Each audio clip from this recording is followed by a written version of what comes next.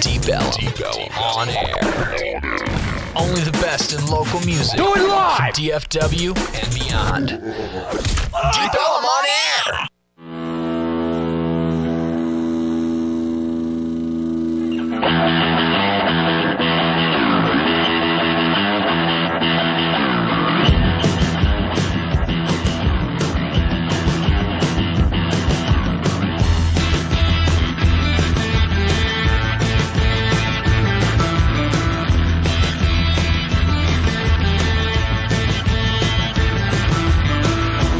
HireAHero.org presents PMS, the Pugs Moran Show, for a Friday afternoon here in the studios of DeepEllumonair.com.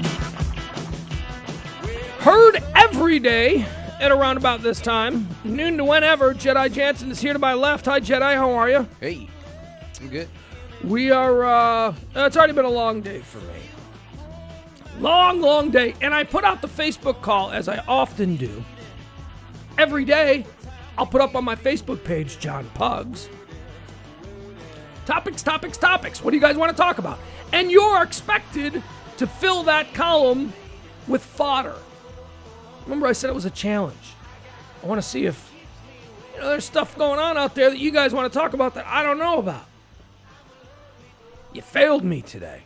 Really low, but you know what? I think it might be my fault, though, because what I did was I typically like to leave that as the last post before we go on the air. And today I did like 5 posts after that, so it might just be lost in the clutter. But it's on there, and we'll get to the Facebook segment in a minute. We've got Brent with us. Hi, Brent. Hi, good to be with you, Pugs. Brent from McCourt Entertainment, the engineering and technical wing of the Deep Ellum on-air situation we've got going on here. How are you? I'm good today. What do you got, no work today or something like that? No, I just like coming and hanging out with you. I got plenty of work. I'm just playing hooky. All right, very good. Yeah, we always we are the number one destination in this part of town for people playing hooky from work. Paco is often known to just swing by. It's a Friday. Maybe Paco will come by. Maybe he'll come by with his, most people show up to a party and they bring a bottle of wine. Paco shows up with a tall boy. Tall boy of that. What is that stuff that's like tomato juice, beer? Oh, that's nasty. Yeah, I see Paco liking that. Clamato. Yeah. No, it's not Clamato. It is not Clamato. It's got beer in it too. Yeah, Oh, okay, I know what you're talking about. And it also has like fish. There's tomatoes. that's not what he's talking about. It's Clamato with beer, but it's called something. Oh, okay. Man, I was in Vegas once, and I got out of the pool, and I was walking back to my room, and I looked, and I saw in the gift shop they had this big, giant, cooler-filled ice pouring all over these interesting-looking things, and I thought, hey, I never heard of that. I'm in Vegas. I'll try that for $12. It's like a can of beer. So I get it, charge it to my room, open it up. I almost immediately vomited all over the Grand Concourse of the MGM Grand. Yeah, it's nasty. It was disgusting. And they had like one of those giant ice bins. Okay, you're walking by and the gift shop is on your left. It's got t-shirts and all that stuff. But right there in the front of the gift shop is like a chick selling beer from a tub. And all they were selling now was that crap. And I thought, hey, this must be a Vegas thing. It was absolutely awful. Absolutely awful. Yeah, now Bud Light makes them. Yeah. Yeah, I think Is it that what was, you're talking but about? yeah, it was like a Yeah. Bud Light kind of a thing. Yeah. Who the hell would want something like that? Apparently Paco, yeah. I don't know really if that's what he likes. I just picture that. Oh. I just imagine him I liking thought you something like that. saw him drinking. No. Here, let's get right into it. Right at the start, we've got some big doings to talk about here in the world of, what is it the world of? The world of, here. How come I'm not playing? Oh, there we go. We got a celebrity death right from the get-go. That music means celebrity death. This was a kind of a big one. Yeah. If you're not into country music, then maybe George Jones is someone that you don't know. But he's like a big deal in the country world. I mean, I'm not into country music per se. Like, I don't really listen to any new. My appreciation for country music has come late in life, within the last 10 or so years, really since moving here, and really sort of getting an education by some friends who were into country music. Education about people like George Jones, like Waylon Jennings, like Merle Haggard. You know, people like that. Who, you know, a kid from the south side of Chicago did not exactly have that in my background. That is not in my pedigree. George Jones was a cool guy. Jansen Ray, what do you know about George Jones? Dead today at the age of like 1 million. That's funny. You just call me by my full name. Yeah. Have never done that before? No. What happened to the song? You turned it off. No, I didn't. You did something. I did something. You did. What were we saying? George Jones?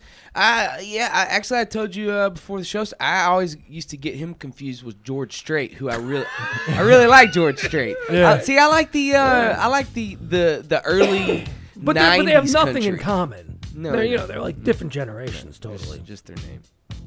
Yeah, George Jones, here, let's go to his Wikipedia page. That's the best place to get uncorrupted information about these people.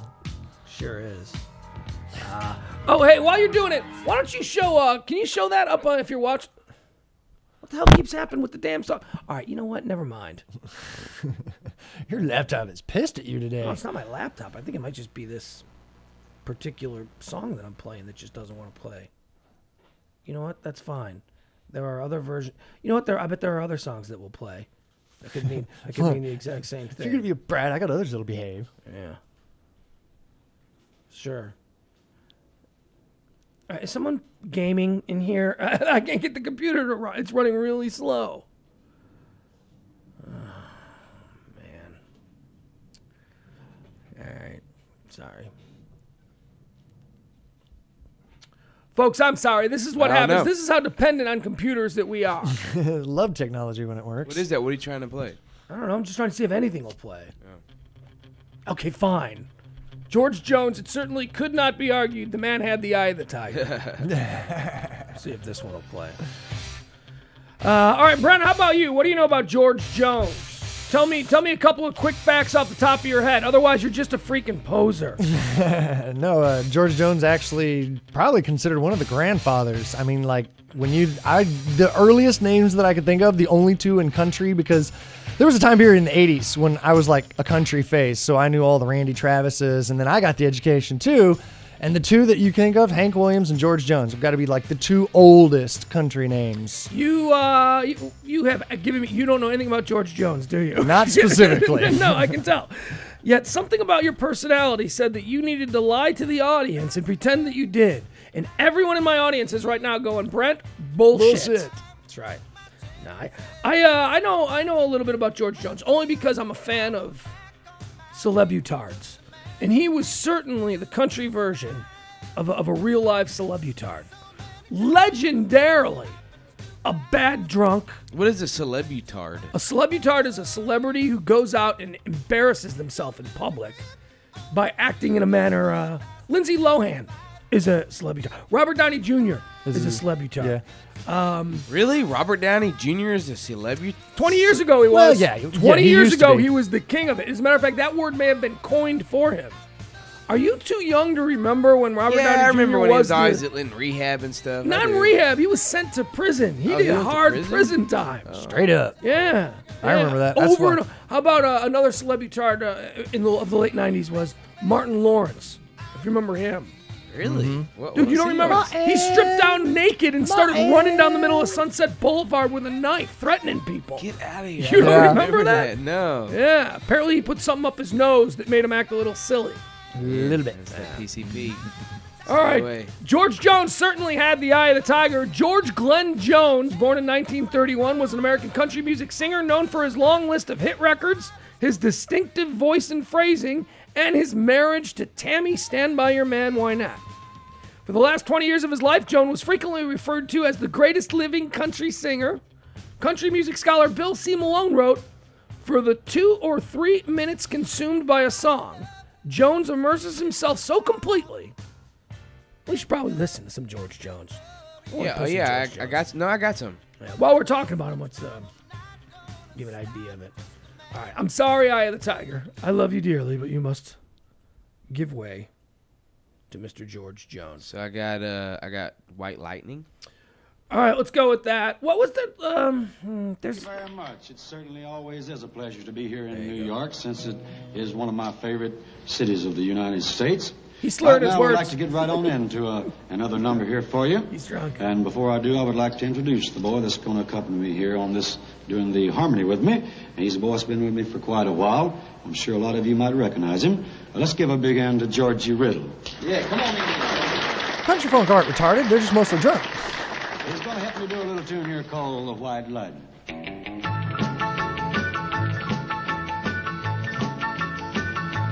Well, in North Carolina, way back in the hill, lived my old pappy, and he had him still. He brewed a white lightning till the sun went down. Then he filled him a jug and he'd pass it around.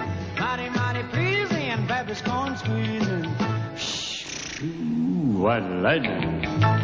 All right, my first thoughts, Grease ripped off this song with Grease Lightning. Completely. Didn't know that. Right. Had no idea. All right, let's learn a little bit about George Jones, the wild years. This is the good stuff. Jones' identity was closely tied to his alcoholism. One of the best-known stories of Jones' drinking days happened when he was married to his second wife, Shirley Corley.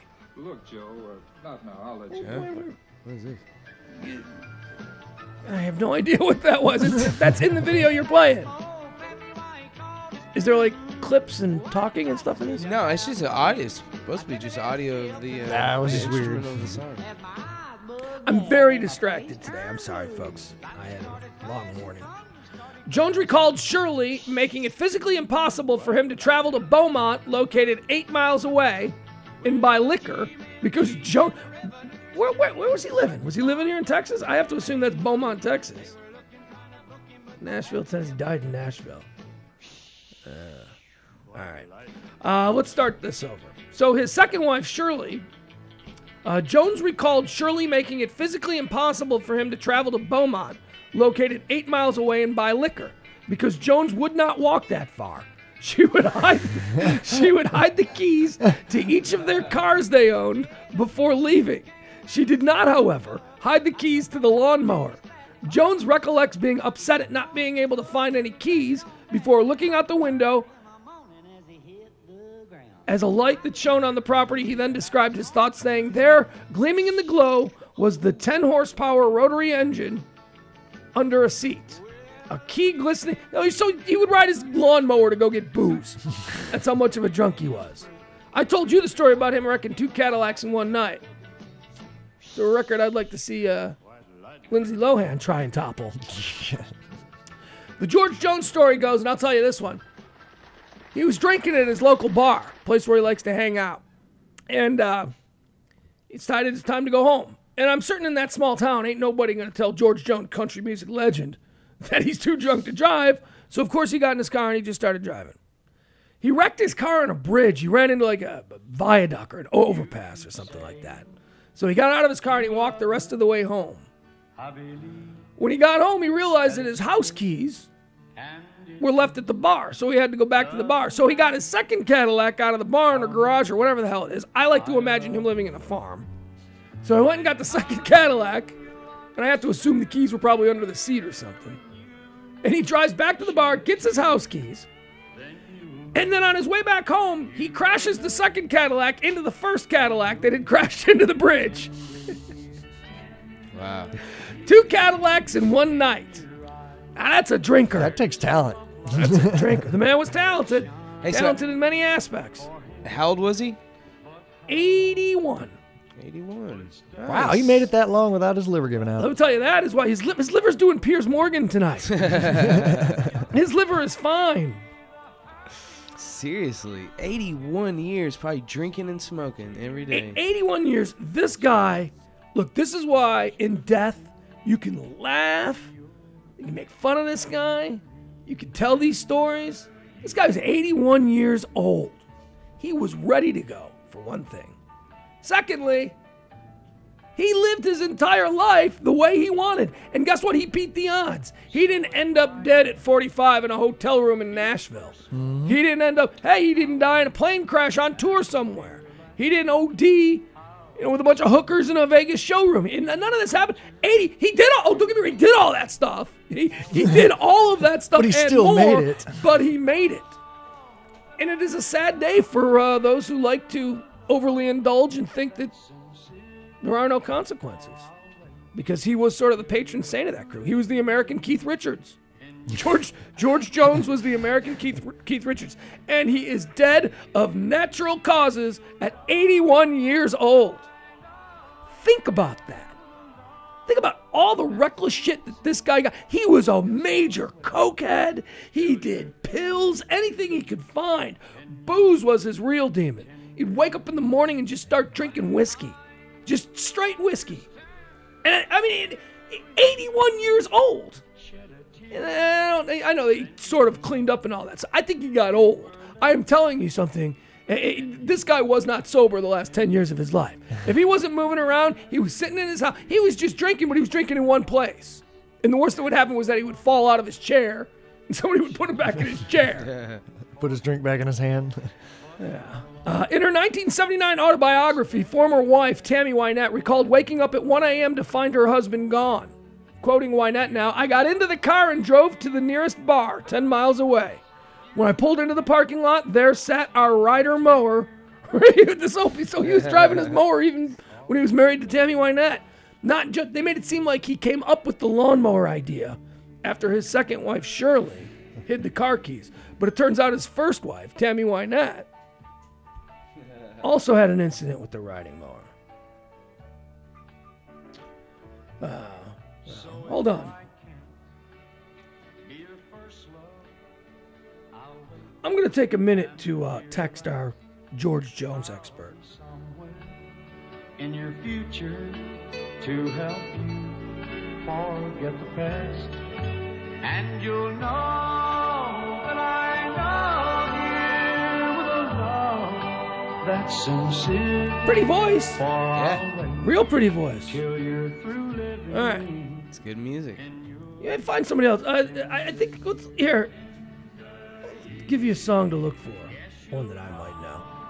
Before we get back to his tales of debauchery. No. The Grand Tour. Did you have that? Yeah. I have heard of that one. He Stopped Loving Her Today. That's one that I remember. He Stopped Loving Her Today. Hey, so good I said it twice. Here's a young man that I vote for as the #1 singer in my life, George Jones. Step right in. Come on in. If you'd like to take the grand tour of the lonely house. See, we need Nick Hunter. He just texted me. He is an expert on all things George Jones. As a matter of fact, he probably saw one of his last concerts because he would go see him wherever he was, whenever he toured. Is he calling in? I texted him. I said, we're going to talk some George Jones. I need your expert point of view. And he said, what time were you thinking? And I just texted back, talking now. Call now? Question mark? Does he have the Talking studio? riding mowers. Does he have the studio number? I don't know. You want to give him a buzz? Here, give him a buzz. There you go. In 1979, her autobiography, Tammy Wynette recalled waking up, not finding him there, going to the local bar, and then seeing the lawnmower parked in the parking lot of the bar. He'd driven that mower right down a main highway. He looked up and saw me and said, "Well, fellas, here she is now, my little wife. I told you she'd come get me." That's good old country boy for you. That's a guy in a bar who's saying, boy, I really should go home, but that's okay because I can get as jacked up as I want right here at the bar because sooner or later she's going to come get me. And that's his ride home. Wow. That's a pretty selfish guy, Dr. Phil might say. Well, it's funny. It's a lot of small town Texas. I spent a lot of my youth in small town Texas in the Did you summers. talk to him? Yeah, he's calling it. Dr. Phil would have a lot to say about George Jones. In the 1970s, a manager introduced Jones to cocaine before a show. Thanks. Because he was too tired to perform. He did a little. His self-described behavior brought him close to death, and he was in an Alabama psychiatric hospital by the end of the decade. Celebrated by some of his fans as the hard-drinking, fast-living, spiritual son of his idol, Hank Williams, Jones missed so many engagements that he gained the nickname No-Show Jones. The song No-Show Jones makes fun of Jones and other country singers. He was often penniless and admits that Waylon Jennings and Johnny Cash came to his financial aid during these times. Well, good. Good. Everybody needs friends. Yeah, that's good. That's cool. Poking fun at his past, 3 country music videos would feature Jones arriving on a riding mower.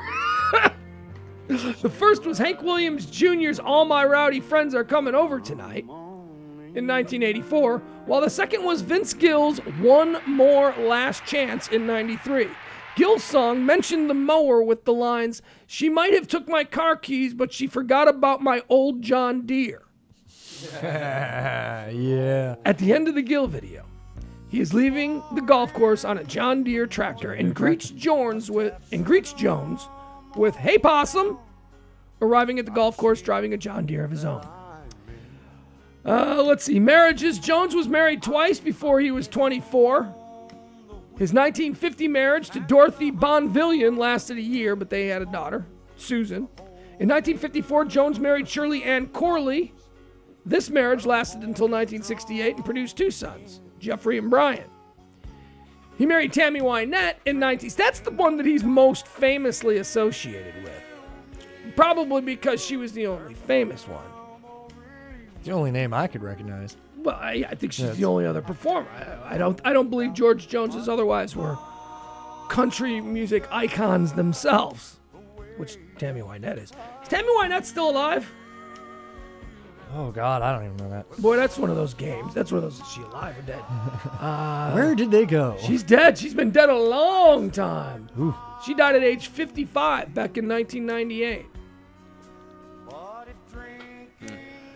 George Jones died early this morning at the age of 81. He had been hospitalized since April 18th at Vanderbilt University Hospital in Nashville with fever and irregular blood pressure.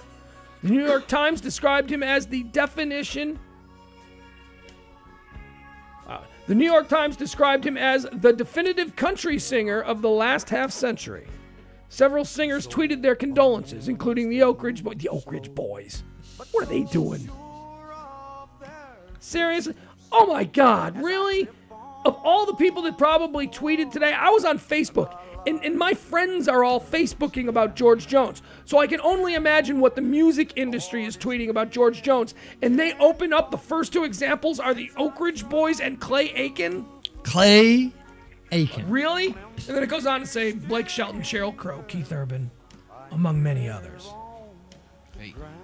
Jones has received many honors during his long career.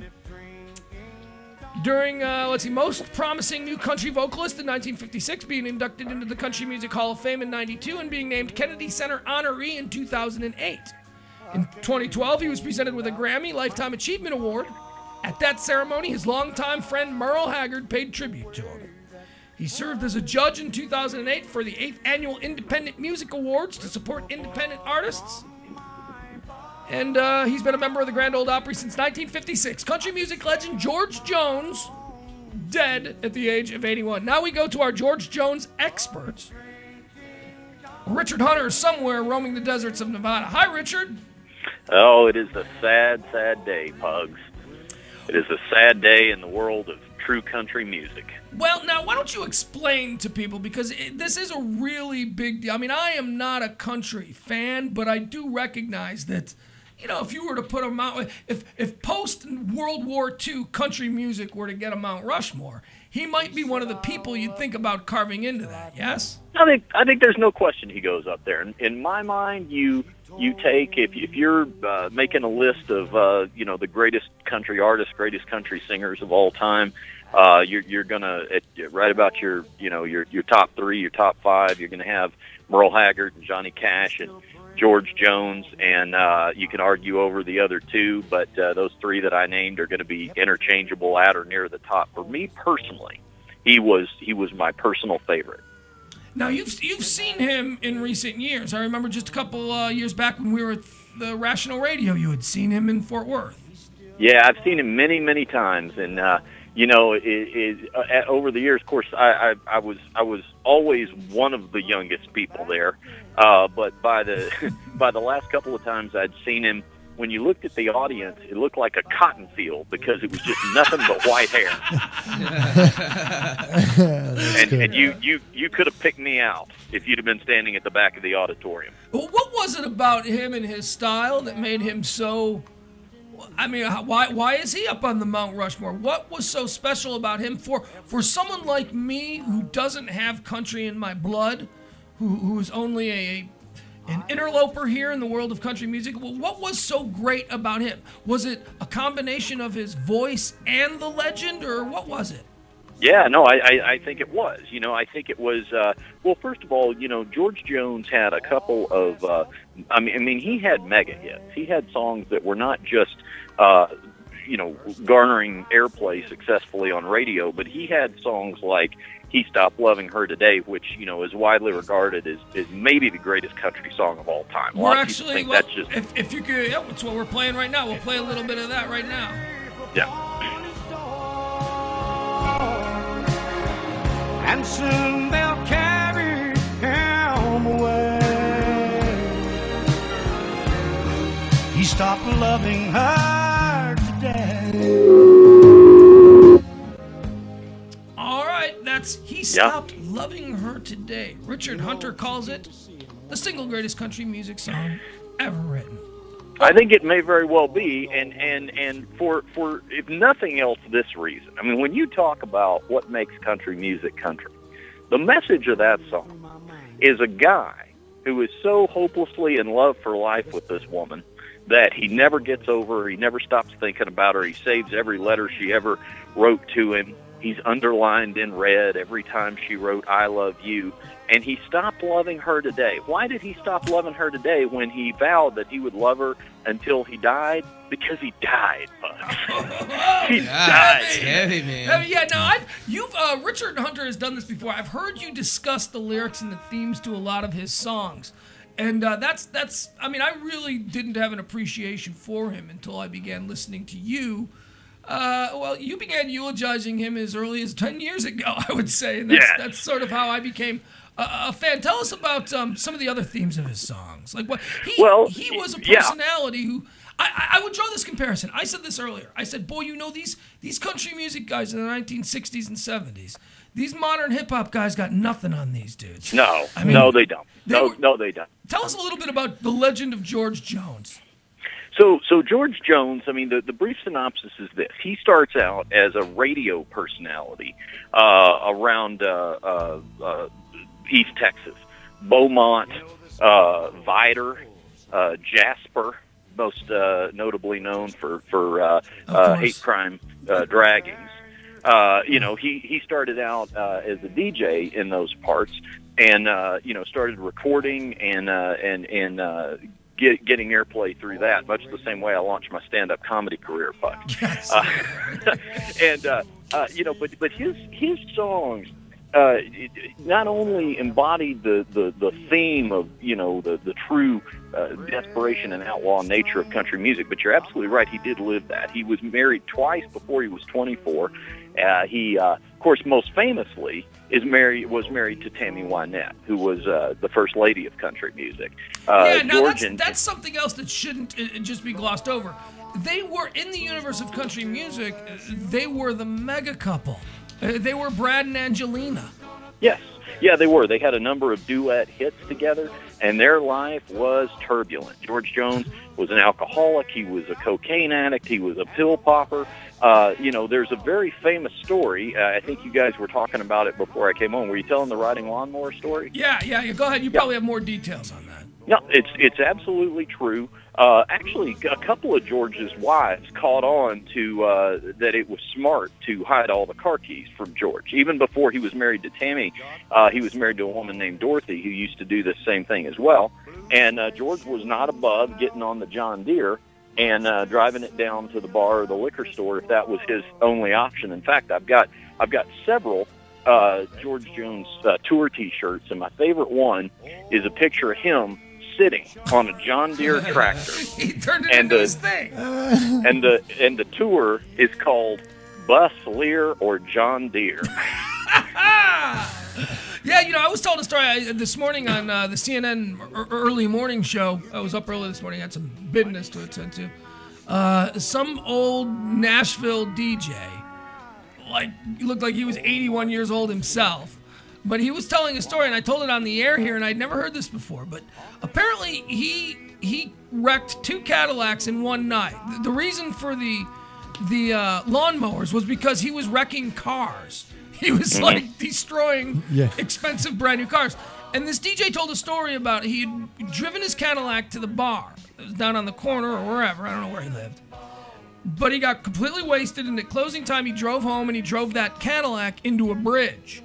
He got out of the car and walked the rest of the way home to his house. He realized that he had left his keys back at the bar. He couldn't get into his house.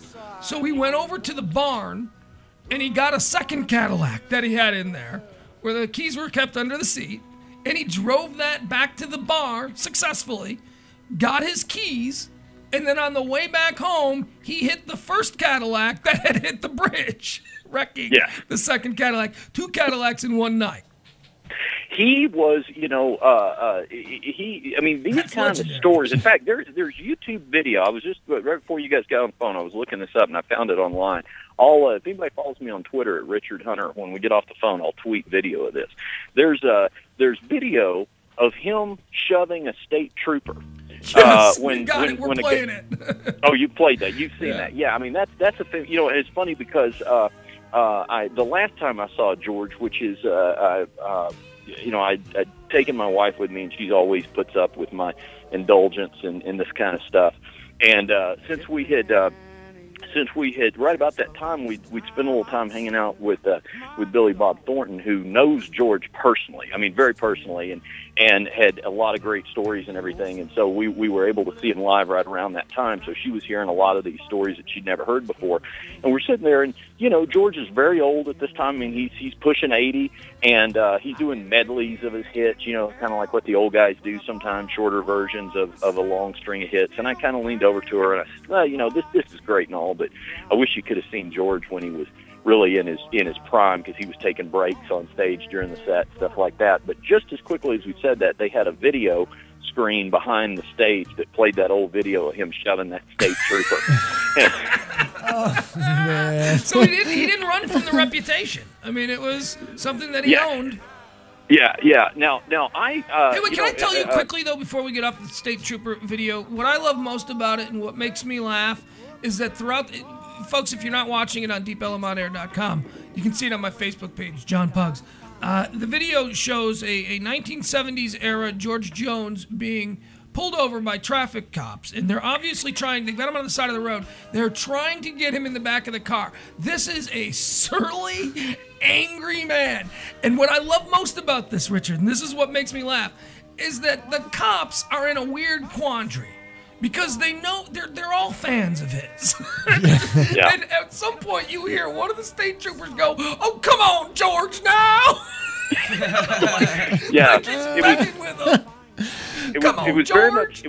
was very much the type of approach that Andy Taylor would take towards Otis when he was trying to corral him, But it was very much it was kind of sweet. It was kind of funny. Like they were more taking care of him.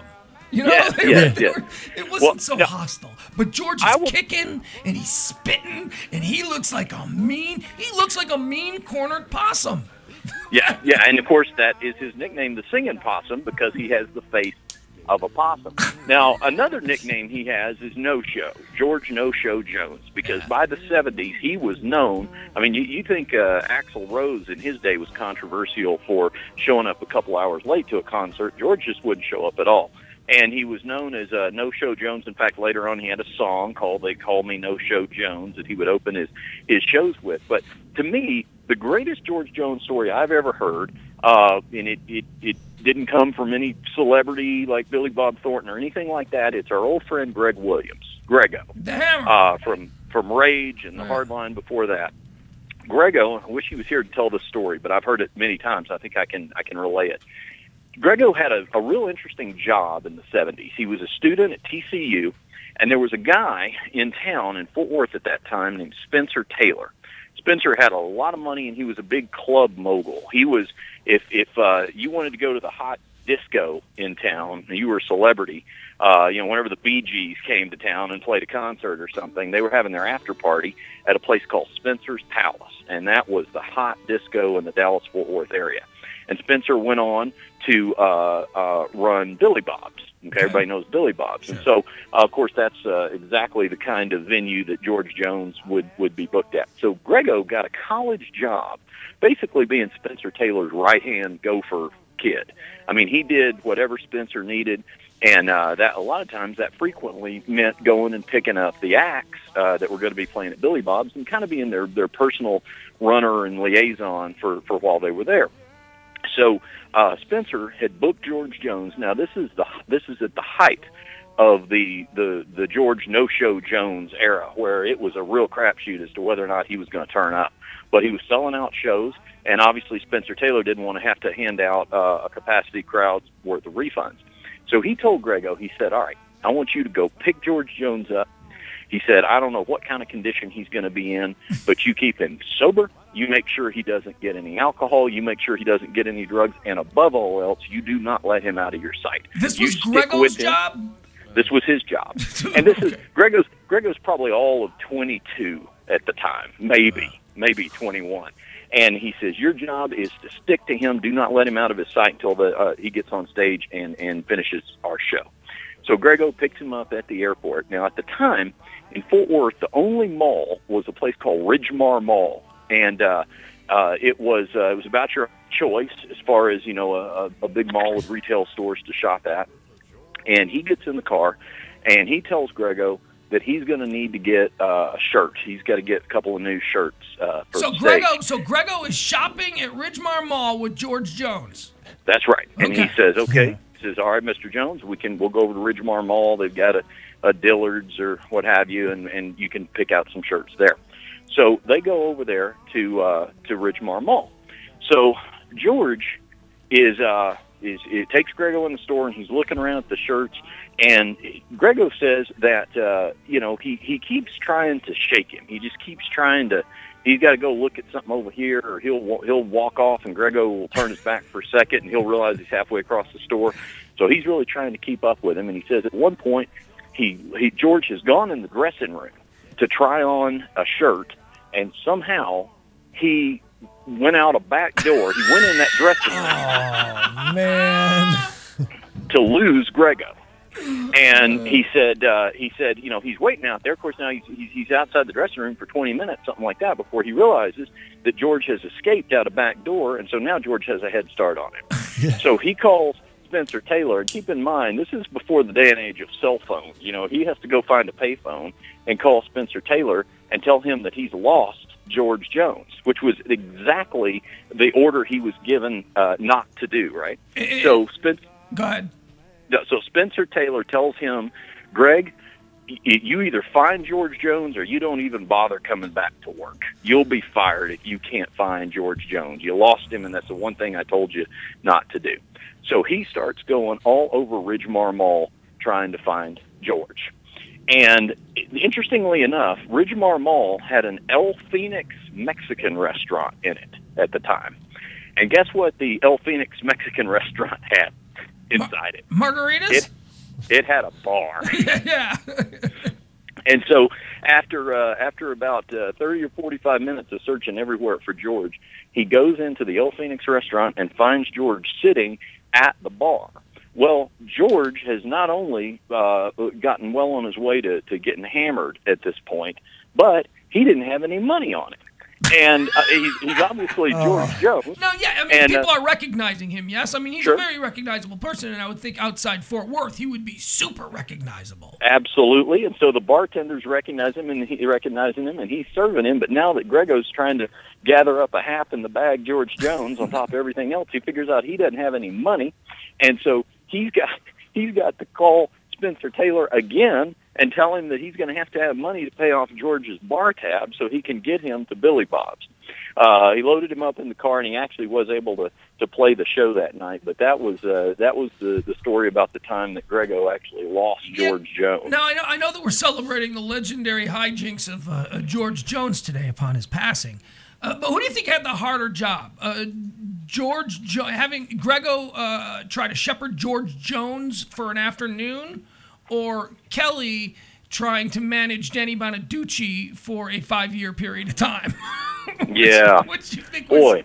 Because, it's funny. You described that situation, and that is exactly what my former partner's Kelly's job was when our radio station hired Danny Bonaducci. She was a very well-regarded producer at the radio station, and she was taken off a very popular show and basically put on Danny's show because they didn't trust any producer that he would bring. They didn't trust any, that he would hire and then teach the ropes. They wanted a hard-ass producer, and she was a hard-ass producer. And one of the main things that Danny wanted, he said it would cause, his show to explode, was that he needed to do the appearances. Every night, Danny Bonaducci, drug addict, alcoholic, transvestite lover, whatever you want to say, he demanded that he be in bars every night, but don't worry, he could be good. and he had this thing that, I just couldn't do drugs. He could drink, but he just couldn't do drugs. He had that whole manage. So he would go to these bars, and Danny would get really drunk. Kelly would be standing at his side, knocking girls away because he was married and he wasn't allowed. That was the other thing. She was not supposed to let him cheat. She wasn't supposed to let him do anything. And he did. He spent, I have been with him in like a boys section where like some of the guys were hanging around and something naughty was being discussed. And Danny would freak out and go, "Where's she at? Where's she at?" And he'd start looking for Kelly. And he'd be like, no, she's over there. She actually trusts that you're okay with us. But yeah, imagine there are a lot of celebrities who have had these kinds of, there's a whole industry in Hollywood of people that shadow troubled celebrities. Oh, yeah. Now, George was really rescued in the later years by his last wife. She is widely credited with straightening him out, getting him sober, getting his business affairs in order. That's right. And so in the latter years, he really had kind of been able to manage his addictions. Now, well, I wish I'd had a lot more. No, hold on. You say manage his addictions. That's a question that I had. Was he sober at his death? Like, did he spend the last 10 years as a teetotaler? I can't imagine that. Or was it just managed? I think he pretty close to, probably, if not 100%. It's just one of those things where it helps that you get old and you slow down and you can't move. It would be harder for the George Jones of 5 years ago to run from Grego the way that he did in the 70s. Right, but what I say is, I have experience with this. I took care of my grandfather, who basically, he couldn't go out and bar hop anymore, but he could still sit in his easy chair and watch TV and drink a bottle of booze every night. Is that the way George Jones slowed down? I'm just wondering, because his liver is a thing of beauty. His liver's on Piers Morgan tonight. He might be dead, but his liver is still doing fine.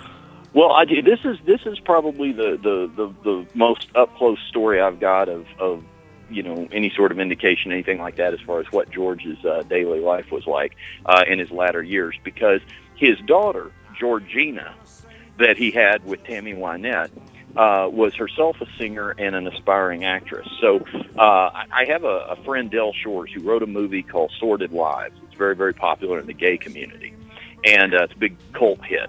And so a couple of years ago, that show was turned into a TV series for a couple of seasons, and I got just a little bit part on it. So I shot a couple of episodes worth of that. Well, I also worked with Georgina, Georgina Jones, who played a role on it as well and did some singing. So where all that's leading is, George Jones, being the proud father that he was very interested in seeing Sordid Lives that his daughter had a recurring role on.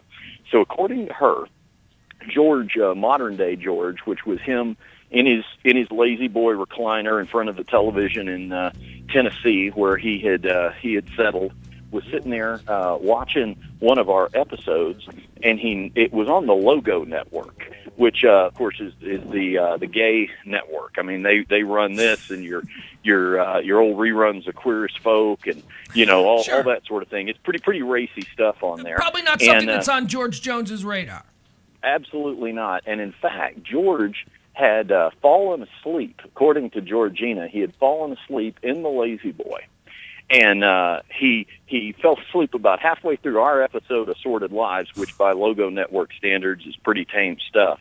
And he woke up to the pounding, pulsating rhythms of some sort of gay techno club, Wild on the Scene type series, their version of, Girls Gone Wild Goes to Miami. Right. And she said that she heard from the den him loudly scream, "Georgina, what the hell is this?"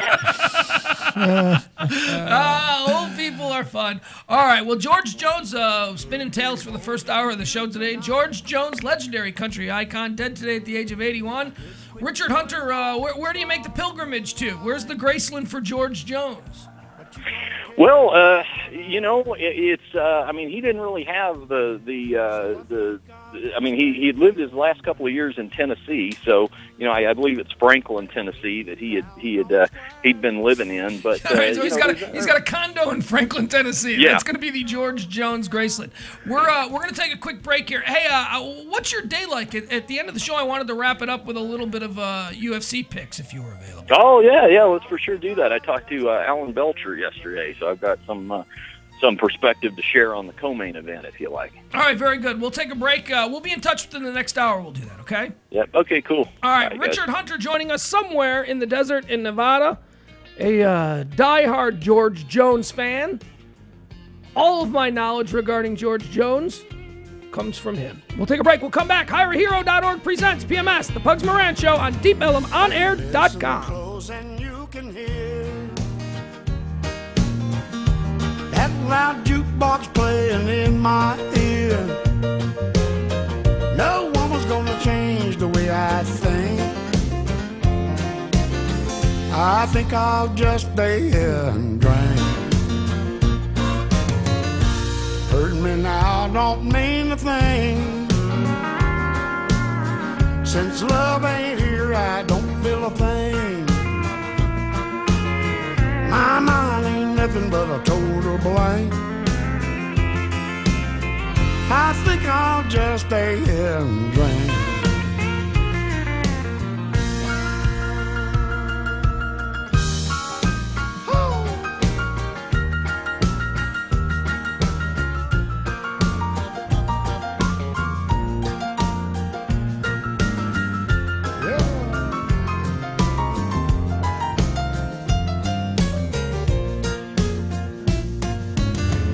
I could be holding you tonight. Could quit doing wrong, start doing right. You don't care about what I think. Think I'll just stay here and drink.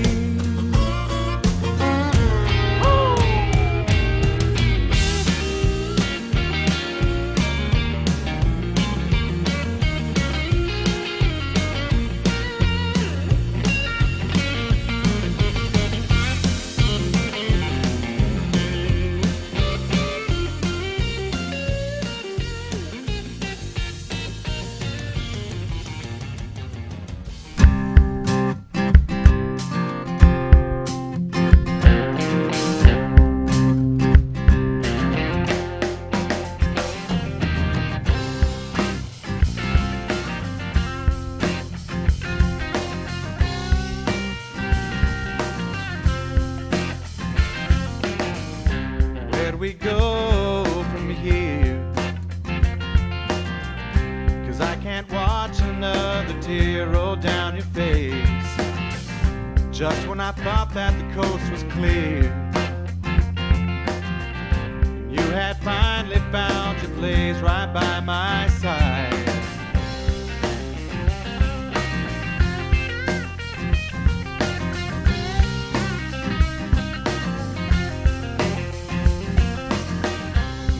Your actions, you made your choice. You know I did not mean to raise my voice at you. Our way of life is not a game. But you know I loved you still the same, I always did.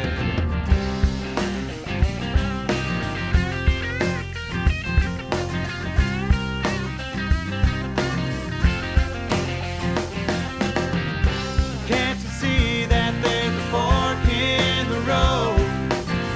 Your burning secret won't keep you from the cold. To scold you, to hold you, I can't decide. You can run all you want, but you can't hide from your inside. Hide from your inside. You can't hide. Hide from your inside. You can't hide, no, you can't hide, no, you can't hide from your inside. Can't hide from your inside.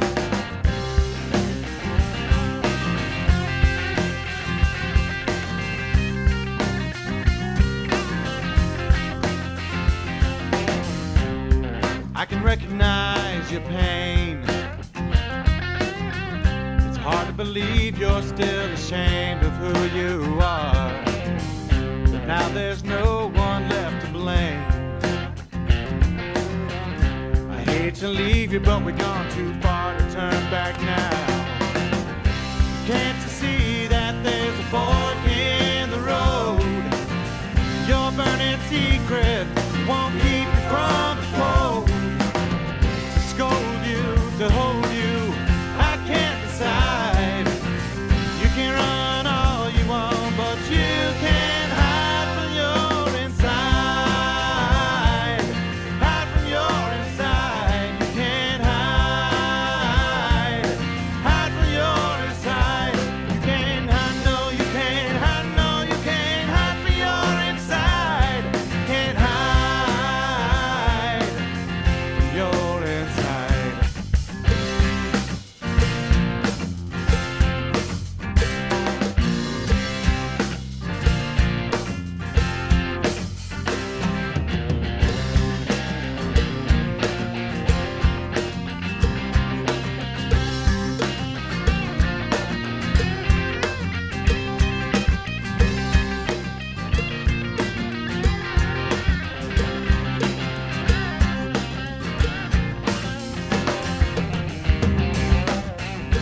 Can't you see that there's a fork in the road? Your burning secret won't keep you from the cold. To scold you, to hold you, I can't decide. You can run all you want, but you can't hide from your inside. Hide from your inside. You can't hide. Hide from your inside. You can't hide, no, you can't hide, no, you can't hide from your inside.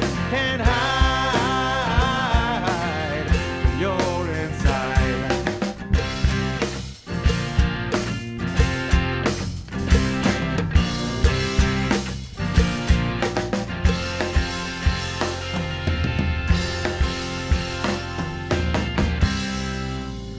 HireAHero.org presents PMS, the Zachary Scott Poll Man. I keep forgetting on those three names. PMS, Pugs Moran Show on DeepEllumOnAir.com. Jedi Jansen is here with us. We got Brent from McCord Entertainment with us as well. All right, enough of the George Jones talk. We have sufficiently eulogized him for the day. Now let's get into a little, what I like to call Facebook talk. We list a bunch of stuff. I ask you to list the topics you want to discuss here. Typically, we do it at the start of the show. Today, we were trumped by a big celebrity passing. Let's get into it. First of all, Jedi, last night I saw a movie. Have you seen Django Unchained yet? I haven't seen it all. I fell asleep, but yeah. You fell asleep? Yeah. How about you, Brent? Have you seen Django Unchained? I have not had the chance yet. Spec-freaking-tacular movie. That's what everybody tells me. How could you, Jedi, watch some of it and then fall asleep? I was glued. You know, other people were like, yeah, it was a good movie. It was a little too long. Because it's a 3-hour movie. I had just the opposite experience. I started pausing it to see how much was left because I wanted there to be more left. I wanted this to keep going. I wanted is it violent? Yes, it's absolutely violent.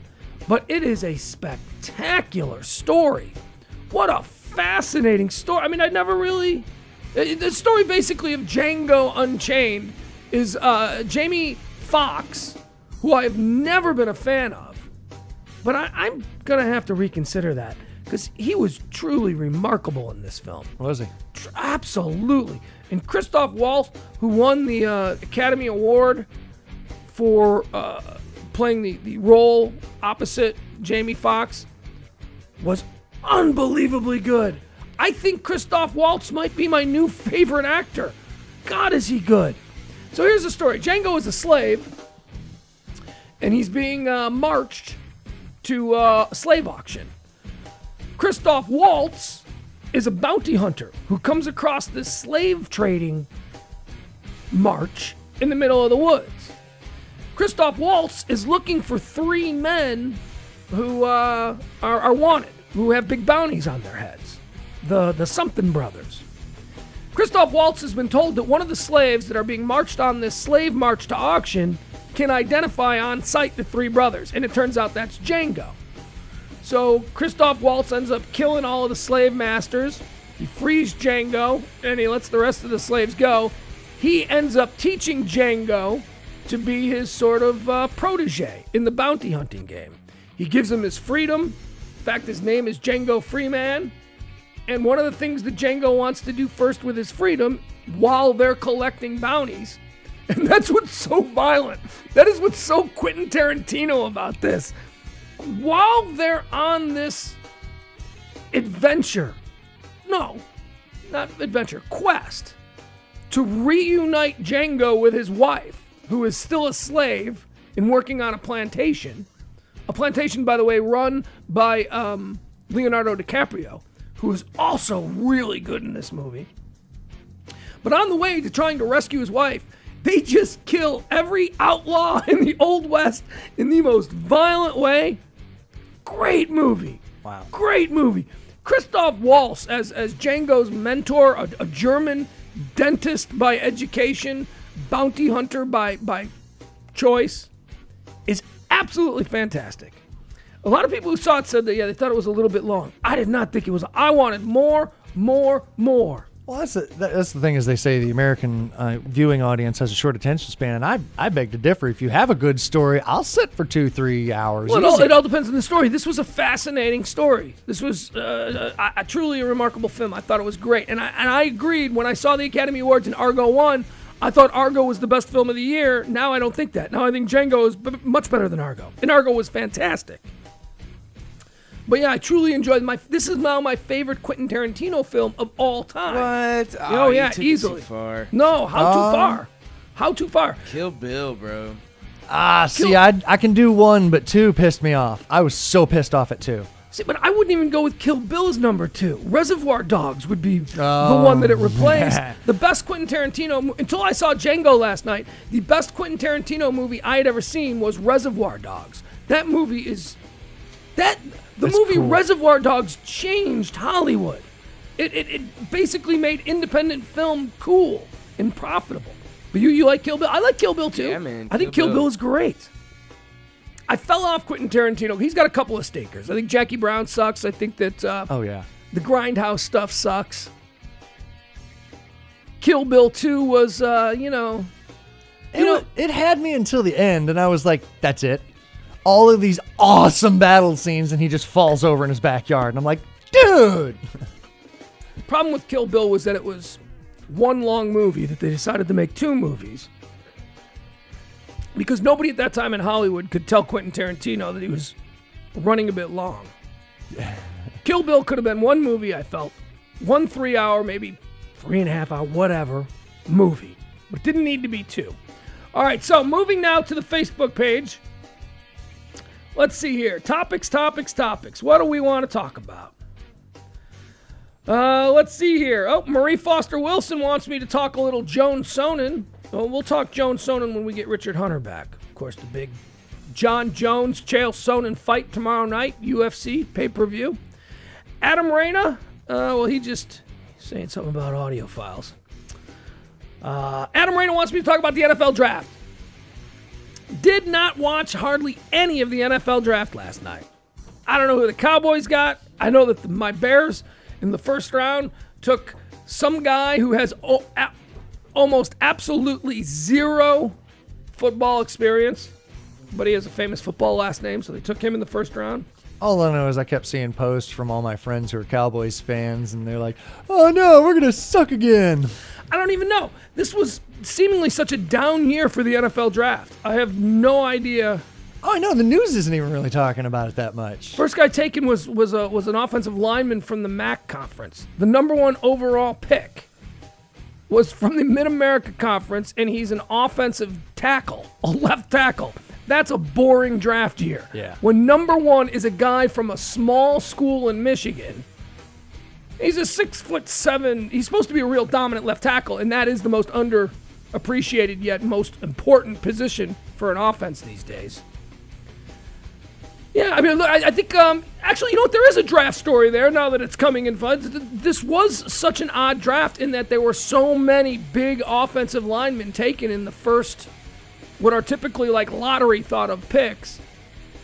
Even the Bears, even my Bears, we took an offensive lineman who is Howie Long's son, who up until last year was a baseball player. Oh, wow. I'm not kidding. He didn't even play. God. He's only got like 4 starts in college or something like that. He was a baseball pitcher, and that didn't work out, so he decided to play his last year of college as a football player. And the Bears took him in the first round with the 20th pick because he's Howie Long's son and Chris Long's brother. Oh, wow. So, all right. Fingers crossed. Rich Hancock is here. Rich, why are you over there? Why don't you come sit on mic? Come join us on mic. He's waiting. He's old-fashioned. He's waiting for the invite. You can hear the disembodied voice in the background of Rich Hancock. Rich Hancock, exciting week for you. How did things go at the library after you left us? Rich provided, of course, Mr. Phil Donahue to the show the other day. Thank you for that. How did the rest of that stuff go? It went great. It was there were 3 arrests out there all together, and they were all specifically orchestrated arrests. Medea Benjamin from Code Pink, always she comes to town to get arrested. Someone who travels with bail money in her pocket, kind of thing. But aside from that, it was a very respectful, quiet protest. Just saying, things about the Bush record on torture and the Patriot Act and things like that. We still stand in opposition to, and what it's engraved on the National Archive. What's past is prologue. If we don't do something about what happened, it could happen again. So. What was there any blowback that you guys faced? Were there counter protests? Were there people? No, not a word, honestly. And there was apparently 10,000 invited guests to the Bush Library and Museum dedication. Not a discouraging word was heard. We and Phil Donahue, who's rock star obviously as a broadcaster. We got. I had him on CNN, on Univision, on all the local affiliates, on radio, on TV. So he was great, and well, you know better than anybody, Pugs. We talked about this the other day when we had him. We grew up on that guy, and he is he's coin of the realm. He's just. Let me ask you something. I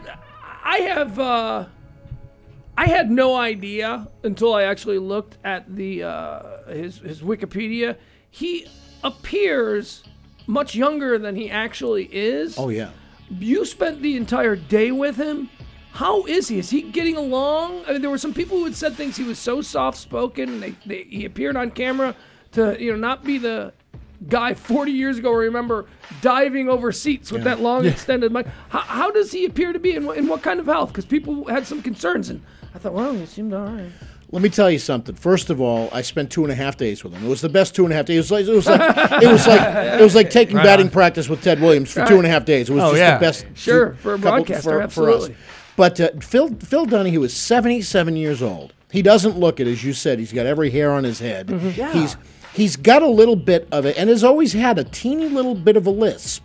And now, as he's getting older, it's the slightest little bit more pronounced. Our friend Kurt Johnson from American Power Yoga mentioned that when I was over there the other day. He said, "Geez, Phil sounded a little bit slow." But you and I know he's never been a a rant and rave kind of guy. He was always this very moderate sounding, soft spoken, asked a question respectfully kind of thing, and that's why he did so well with everybody. He's a guy who never lit his hair on fire, but. Traveling around with him, I had everything I could do to keep up with him. Wow. So at 77, he's doing fantastic. Marlo Thomas is doing great. Was she in town with him, or did? No, I actually I did get to talk to her for a few seconds on the phone, but oh, how exciting! While he was doing an interview on my phone to KRLD, I had his phone, and he handed it to me and says, "Pick that up." So hi, this is Rich Hancock. Hi, this is Marlo Thomas. Cool. Yeah. Well, who's the St. Jude Children's Hospital, which Sure. her father Danny Thomas founded and all that stuff. Well, she's that girl. She's that girl. Yeah. I tried to explain to people who don't remember.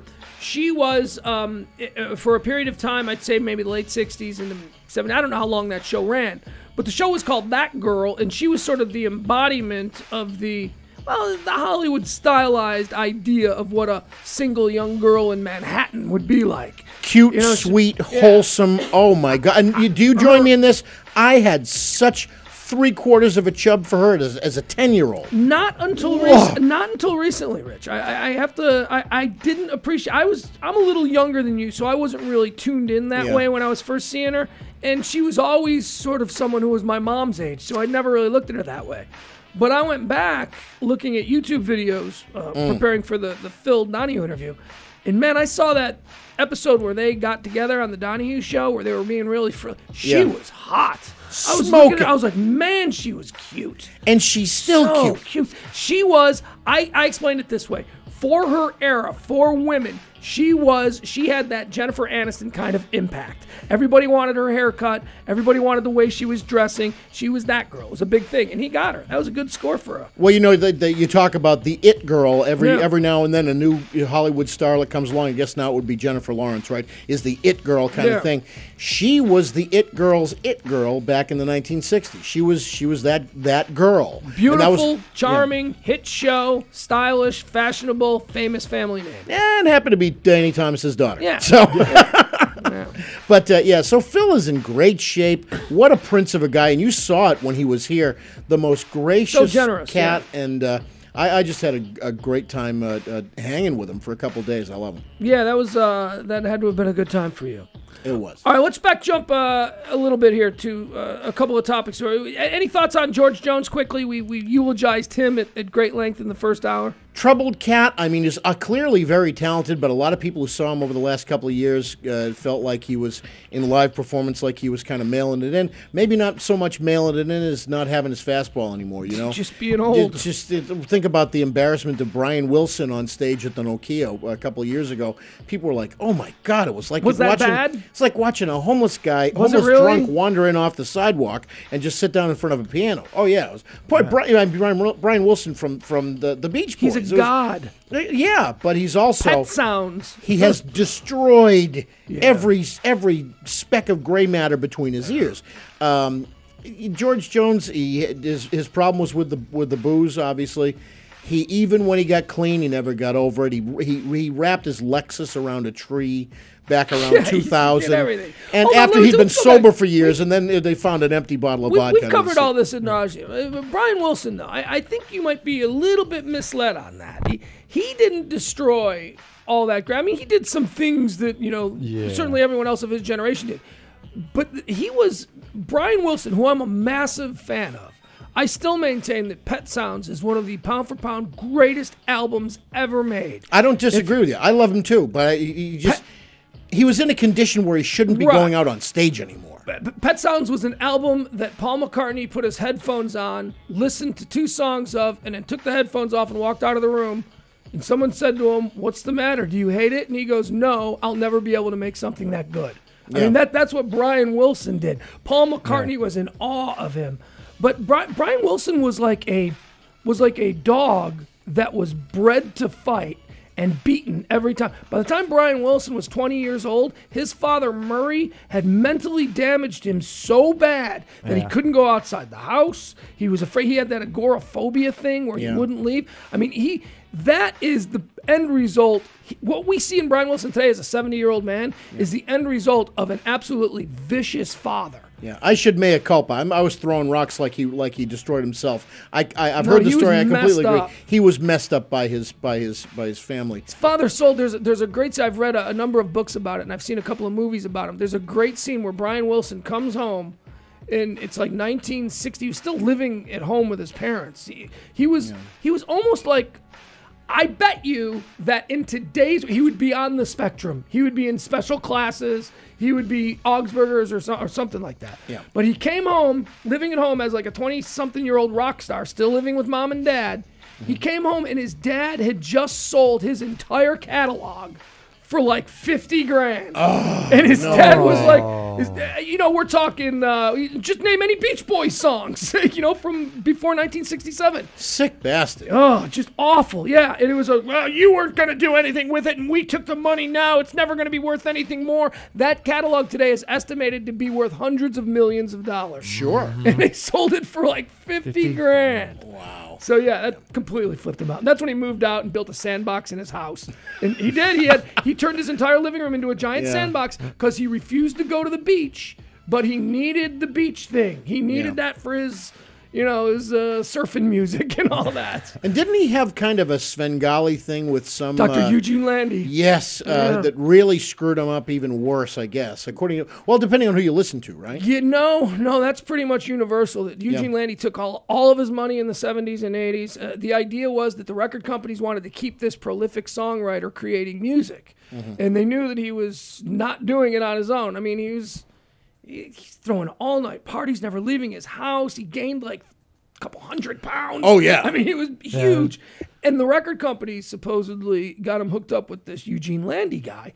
And Brian Wilson, because he was a broken dog, he completely turned his life and surrendered entirely over to this guy, Eugene Landy, like a cult leader. Yeah. And that's why the Beach Boys, I mean, the weird image of the Beach Boys through the 70s and the 80s of sort of this cornball kind of a thing, that was all without Brian Wilson being associated with them at all. Brian Wilson was the Kurt Cobain of that band. He was the cool one.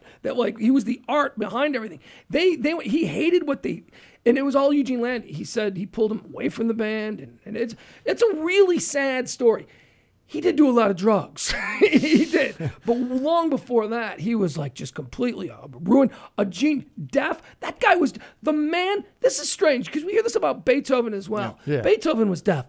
The man who created some of the most beautiful harmonies in the history of music, Brian Wilson, was deaf in one ear. He couldn't hear the harmony. It was in his head. He didn't know if he had it, but he knew what he wanted in his head. That's a kind of genius that you can't even explain it. You can't even quantify. But it's these guys, like everybody's got their demons. George Jones, you're talking about, who died at how old was he, by the way? 81. 81.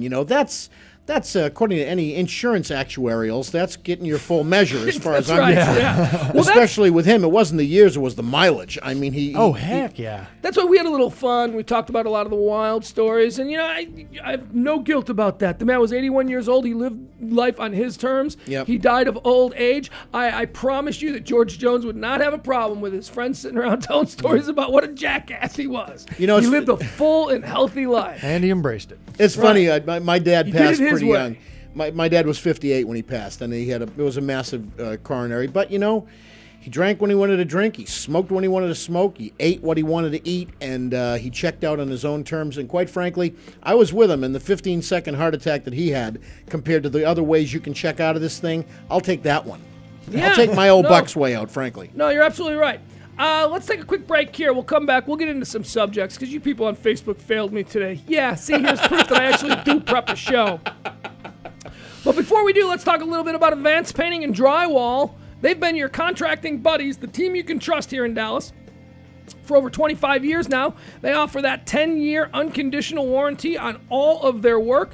All you got to do is call Chris, 214-557-9001. That number again for Advanced Painting and Drywall. Give Chris a call, 214-557-9001. We'll take a quick break. We'll come back with more PMS. HireAHero.org presents PMS, the Pugs Moran Show on DeepElemOnAir.com.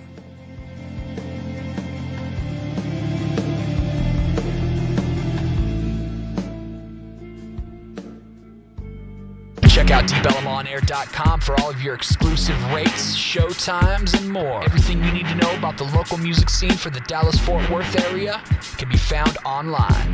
DeepLMOnAir.com.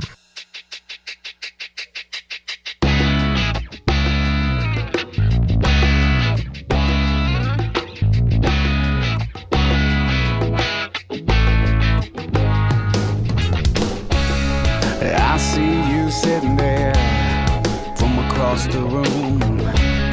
You got that stare like you wanna grab me soon.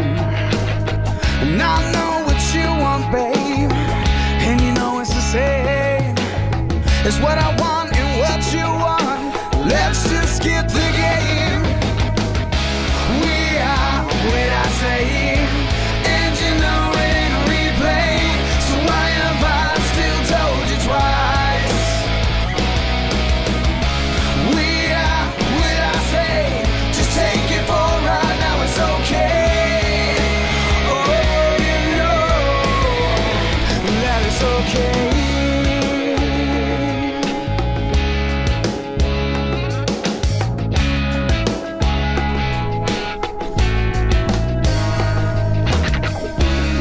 You're just where I left you, with that grin.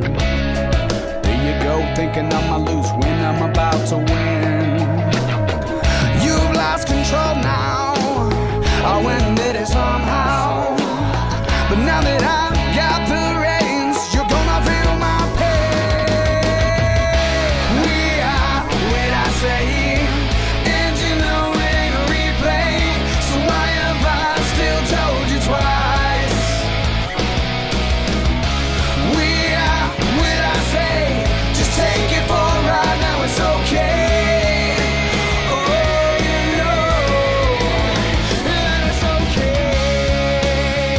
Oh no, yeah, it's okay. And it's okay.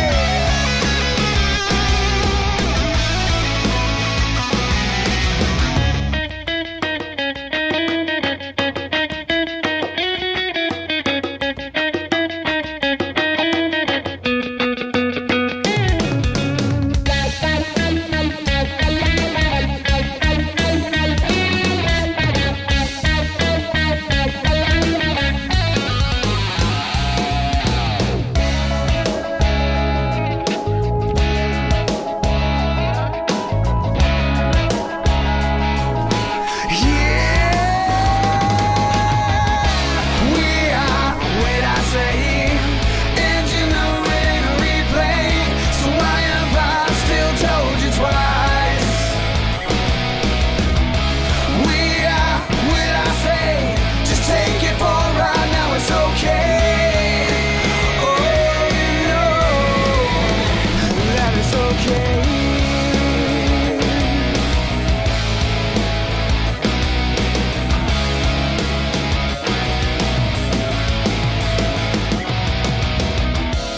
We are what I say, and bitch, you know it ain't a replay. Why have I still told you twice before the end of the night?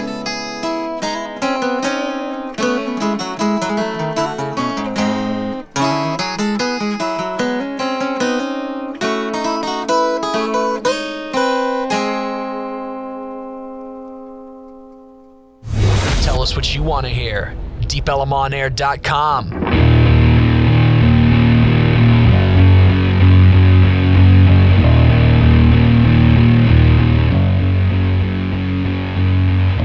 Broken home makes you so cool. Breaking records and breaking rules. All this ringing inside your head. Voices calling, sounds like they're dead.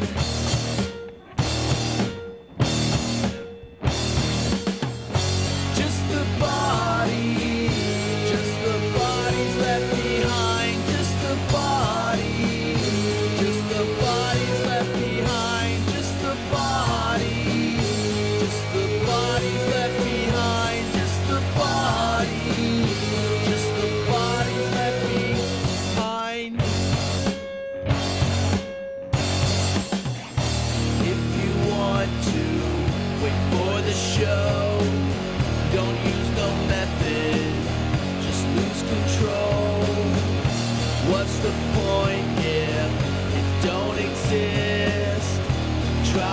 swallow his favorite fist.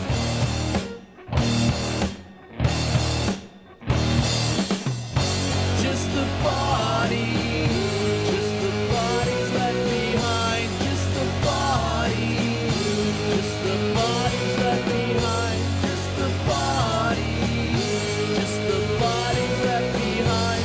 Just the body, just the bodies left behind.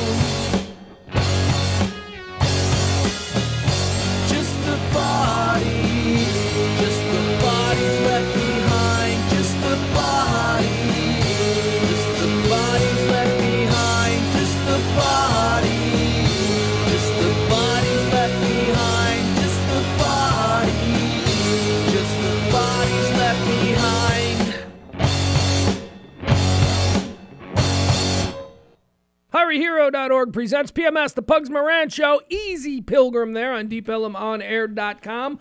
They are easily, or Uneasy Pilgrim. I said Easy Pilgrim. Yeah. It's Uneasy Pilgrim. Yeah. I believe that must be some. Do you know where that comes from, that name? Uneasy Pilgrim? Yeah. No, I don't. Rich, would you, if a band said, let's call ourselves Uneasy Pilgrim?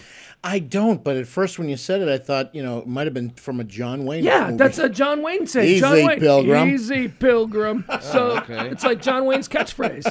So the name of the band is Uneasy Pilgrim. Very fun. Rich Hancock joins us. Rich, welcome. Thank you for coming by again. My pleasure, brother. I wanted to tell you and your audience what a great time Phil Donahue had when he came in here the other day. The only drag was he couldn't stay longer. But if you had a good time, he had a better time. Oh, no, we had a great time. And, we only got to about 20% of everything I wanted to talk to him about. There's Brent is with us. Brent Duff from McCord Entertainment. Hi, Brent. Hi, Pugs. Hanging out with us here on a Friday.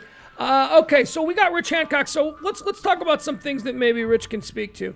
I yesterday went off on a bit of a rant. First of all, let me ask you this. I'm gonna lay out the facts. Okay. Assad is using chemical weapons against his people. Yes. What happens next? Geez, what a bee's nest this freaking thing is. Nobody wants to send troops into anywhere. We're now the most gun shy. We're a nation of cats in a room full of rocking chairs. None of us wants to, do we have to go fight Ahmadinejad? Do we have to go in and break up the civil war in Syria? Assad is not only a jackass, he's the son of a jackass. He's a second generation jackass. It's a family business like Saudi Arabia is, like Egypt was under Mubarak, like North Korea is under the Kim Jong, the Kim Jong regime. Well, whatever the hell they are now. But the third master. Well, the father was like the original leader of North Korea under this. In this family they regard as a deity. He's God to them. Now the dead one, who was 5'2" in lifts, is the other god, and they're going to have a trinity with now the fat kid who's the youngest ruler of a nation in the world and acting like every bit the 20-something jackwagon that he is. Yeah. So what do we do with Syria? We can't send troops in. I think what the administration's doing, and I don't want to sound like a shill, but I want to get them as much support short of sending one American guy over there for any reason, not advisors, not nothing. If we can help fortify the insurgents against Assad, hey, listen, a lot of conservatives will say, well, you know, Assad's he's not been too bad to us. That family's not been too bad to us. We have no business going in there. Well, we had no business going into Iraq, and we did that. Yeah. So what would I do? I would continue to try and find ways to. I'd do what they did with Gaddafi for sure. I'd go after them with the international community for the use of these chemical weapons against their own citizens. Yeah. I would establish no-fly zones over Syria. The same way we did with Gaddafi, the same way we did with Libya, prevent him from using advanced weaponry on his own people, on his own insurgents. You can give his people a chance, yeah. And get the whole of the international community to say, you know what, this is all going to be on you, Putin and Russia and China. And China. That's the other one, this is all going to be on you if you don't get on board with the rest of the International Security Council and the UN, because the rest of us are standing up against Assad. What I said yesterday, and this is, I would describe myself as a dove with hawk feathers on issues like this. I said yesterday, and I stand by this, if we're going to just accept that we have this massive defense and this massive military and all of our money is going to... how big is our defense budget right now? Do you have a ballpark figure? I know it's like... I heard it's It's as big... 50% of what our... We're the #1 defense budget in the world, and we are bigger than the next 11 defense budgets combined. I thought it was 12, but yeah, it's trillion-ish, a trillion here, a trillion there. Pretty soon you what's $1 trillion amongst countries? We're making all these things. I'm one of these people who believe that if we are going to be a superpower, and it looks like nobody wants to relinquish that title, so we're going to be the world's superpower, at least as far as the free world goes, there are incumbent responsibilities. And one of those, I will put it to you like this. Imagine your neighborhood growing up. Toughest kid in the neighborhood, that guy would always, hopefully he was a good toughest kid in the neighborhood. We had a good tough kid in the neighborhood. Mm-hmm. And that's who the United States should be. We should be the toughest kid in the neighborhood. We should help the kids that are getting bullied by the other guys. There are worthwhile and noble wars. There are noble and honest to God humanitarian reasons to risk American lives. And I believe that when people are getting chemical bombs dropped on them, I think this is a worthy reason for the sole remaining superpower, and I know China is too, but I'm talking about in the free world. As far as that goes. I mean, these are almost our responsibilities to stick up. We had no problem doing it. I mean, was there? I don't remember. I mean, was there a problem doing it with Kosovo and with Milosevic? I mean, that was really the same thing. Yeah, and it was the conservative. But that was good stuff. What we did there, we helped people. There was genocide occurring. The conservative right was furious at Clinton for putting our men in harm's way where we have no interests. But these are the same guys who wholeheartedly and full-throatedly sent us into Iraq. We have humanitarian interests, and those don't seem to mean anything to anybody. The genocide of the Serbs, ethnic cleansing, whatever was going on there. The Serbs and the Croats, and our Hatfields and McCoys. The ethnic cleansing that was going on in Kosovo was a good reason to go in and intervene, but not a good reason because it didn't mean a dollar. It didn't mean. Well, that's why we didn't stay. There was no we oil got there. in and we got out, but we actually did. We went in and we helped people. We acted as the superpower should. I believe we were wearing the white hat. We were being Gary Cooper. We were being John Wayne. We act, I think, at times like Darth Vader when we should be acting like John Wayne. I thought that's what America was. And we don't learn from what has worked and what has not. No. Historically, look at 1960s. Look at the Peace Corps. Look at the impact the Peace Corps had on our impressions around the world. John F. Kennedy's How much are my tax dollars going for that shit? Yeah, exactly. How much am I paying for those goddamn hippies to go over there and dig wells for those people? They can dig their own well. That's the resistance we get. And there's We're a an reason. awful people. There's a reason why yellowed photographs of John F. Kennedy still hang in grass huts all around the world. Because, when we give people bread, they love us. And when we give them guns, they hate us.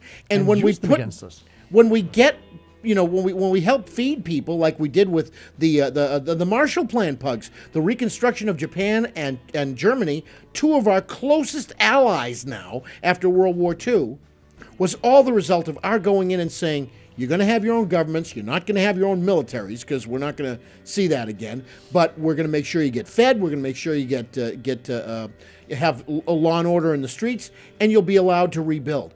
When we do that and make sure people aren't hungry, then things go great. What have we done in Iraq? How's Japan doing? Japan's doing.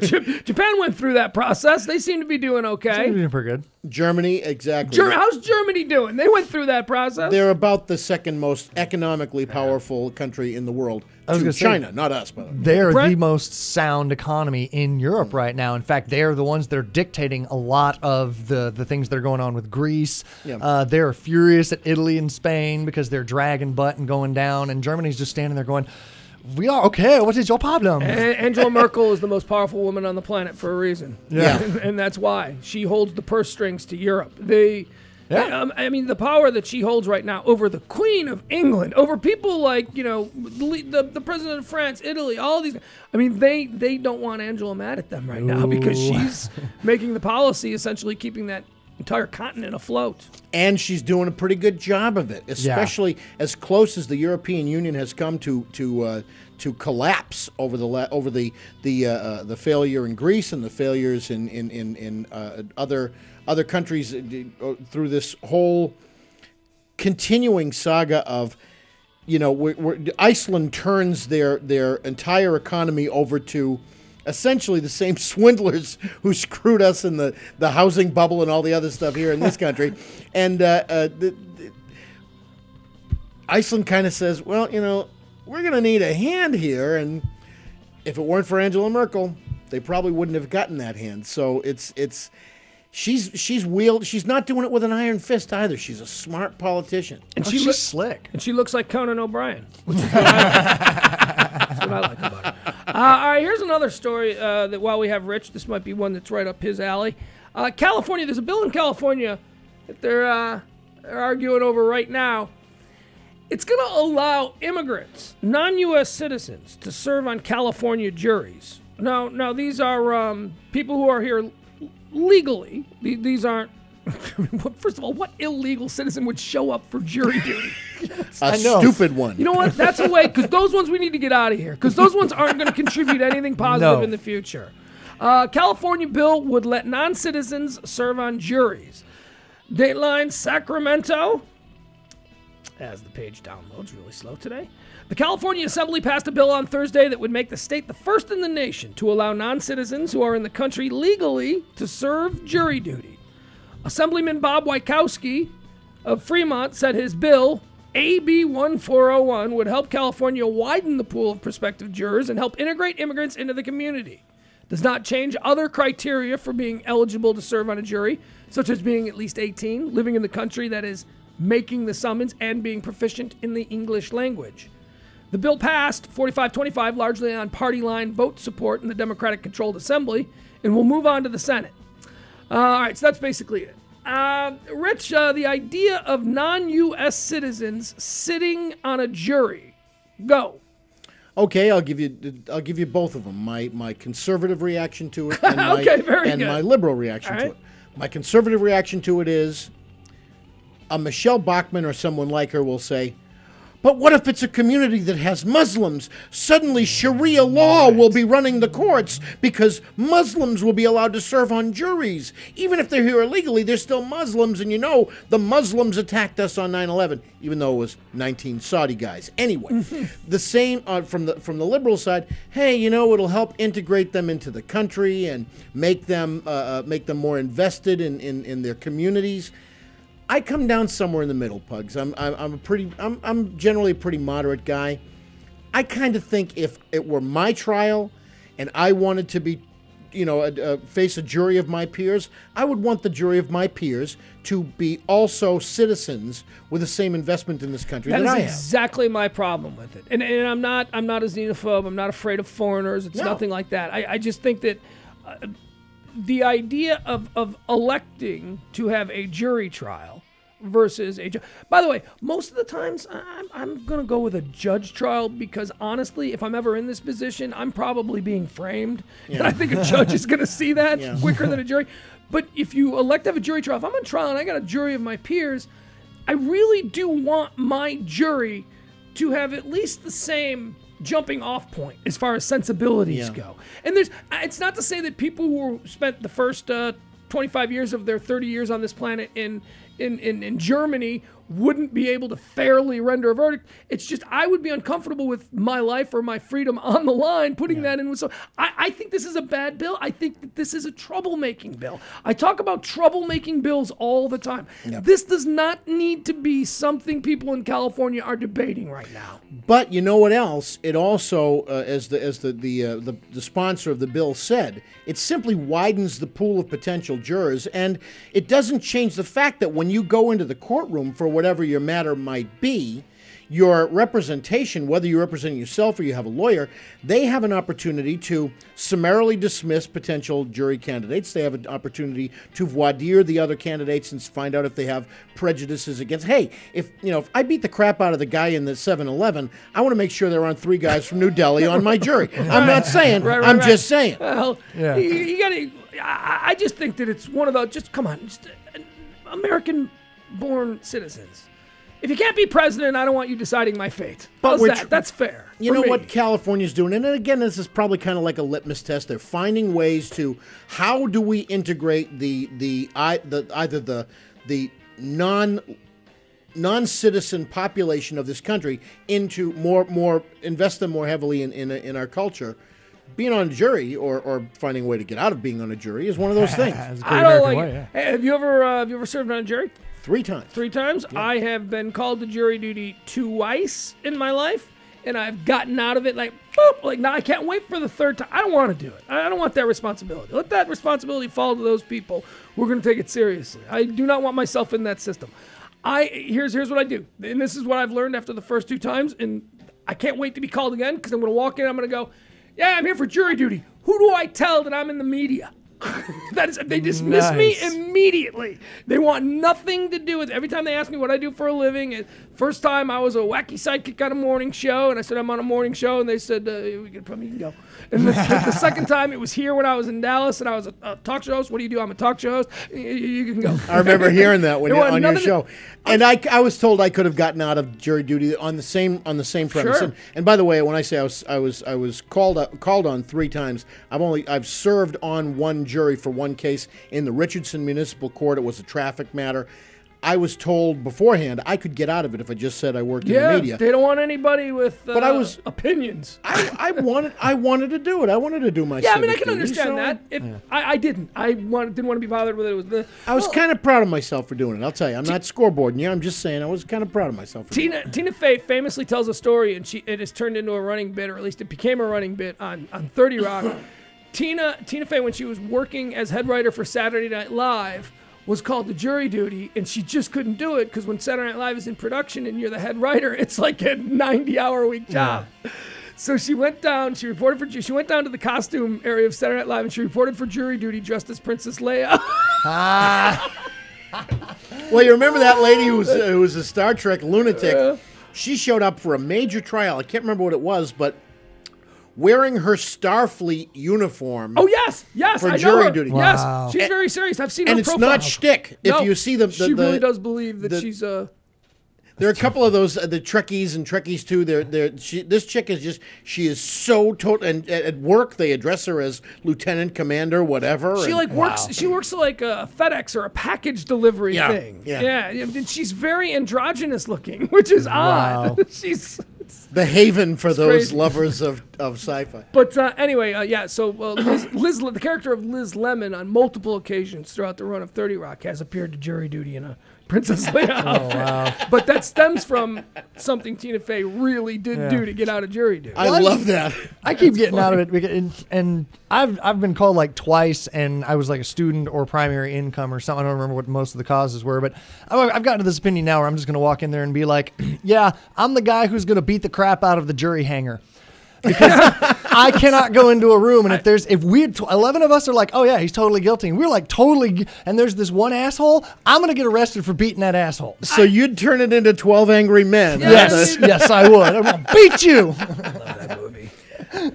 I love that movie. Yeah, I'd probably be the guy who had a fight. So Let's do this. Let's take a quick break here. Here's what we're going to do. When we come back, we're going to get Richard Hunter back on the phone. We're going to do our big picks. We're going to get out of this show today. This is, we've done a good 2 hours, right? That's solid. And we'll do a little bit more. Rich, Brent, you guys are welcome to stick around. But we're going to take a break. We're going to come back. We're going to talk about the major, the most exciting fight in quite some time. Fight for the light heavyweight championship tomorrow night. Richard Hunter will join us, wandering somewhere in the vast deserts of Dallas. Deserts of Dallas. That was such a nice little run I had going. Somewhere wandering the vast deserts of Nevada, Richard Hunter will join us back on the phone to discuss UFC and the big fight tomorrow night. Chael Sonnen taking on light heavyweight champion Johnny Bones Jones. Back after this, HireAHero.org presents PMS, the Pugs Moran Show on DeepElemOnAir.com.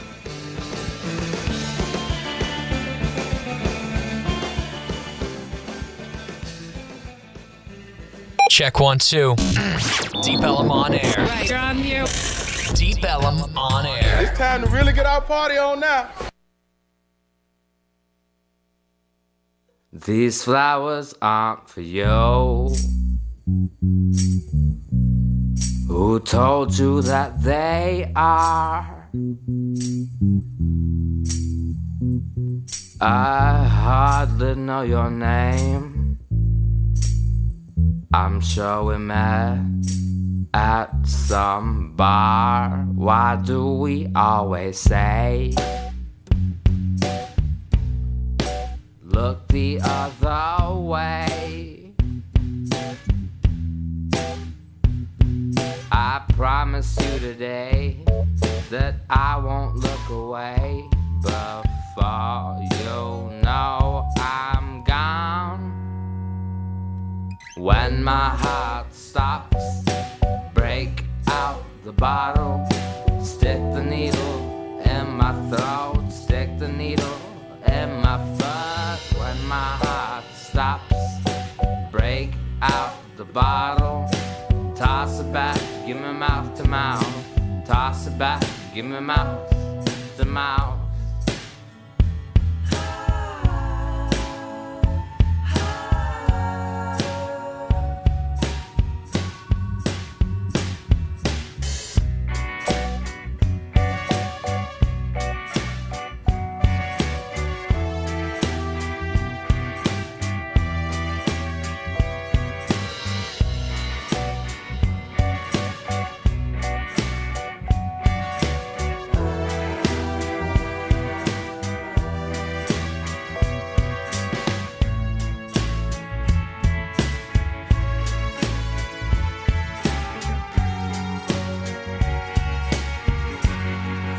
Flowers aren't for you.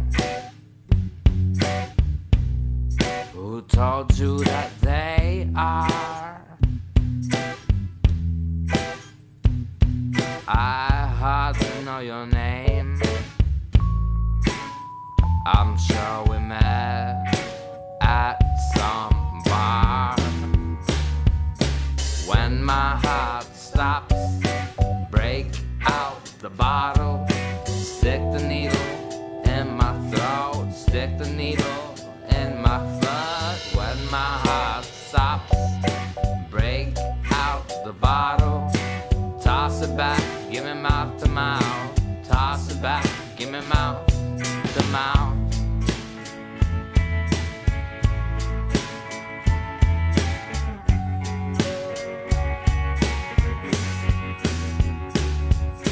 When my heart stops, break out the bottle, stick the needle in my throat, stick the needle in my foot. When my heart stops, break out the bottle, toss it back, give me mouth to mouth, toss it back, give me mouth to mouth, to mouth, to mouth.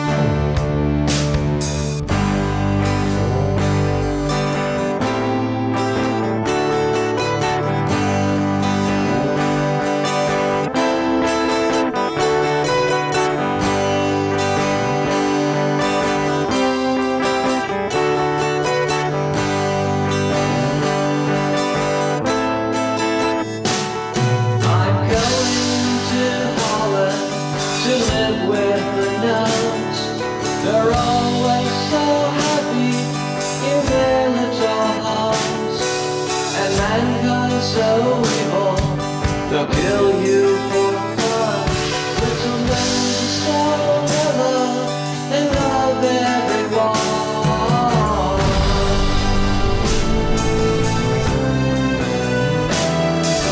It's always so peaceful in little mountain land where we got walls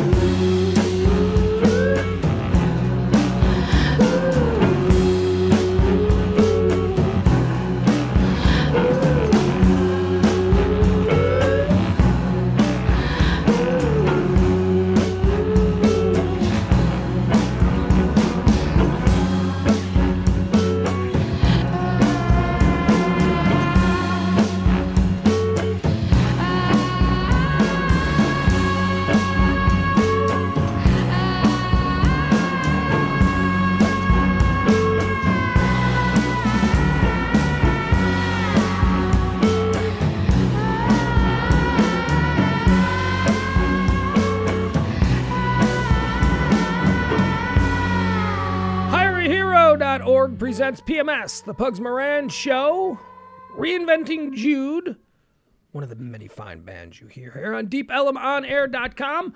Tomorrow night, very exciting night here in the big city, well, just about in any big city, and every rural community as well. It's a UFC night. Now, Jansen, you know what? I'm going to spend all day tomorrow cleaning up my abode, getting it all ship-shape and ready. If you and the lovely Kat, your significant other, would like to have a fun night of entertainment, we should watch the fights tomorrow night. What do you mean, no? What do you mean, I'm good. What does that mean, I'm good? You have a lack of appreciation for the finest sport ever invented? I guess so. What? Tell me what this is. Tell me what this is. Tell me where this is coming from. This lack of interest. The last time I saw a UFC, it was with Hoist Gracie. Okay, all right. So obviously you're not tuned in to what's going on here. Richard Hunter joins us, noted MMA blogger, international comedian of record, and former local legend in the world of talk show hosting. Hey, Dick, welcome back.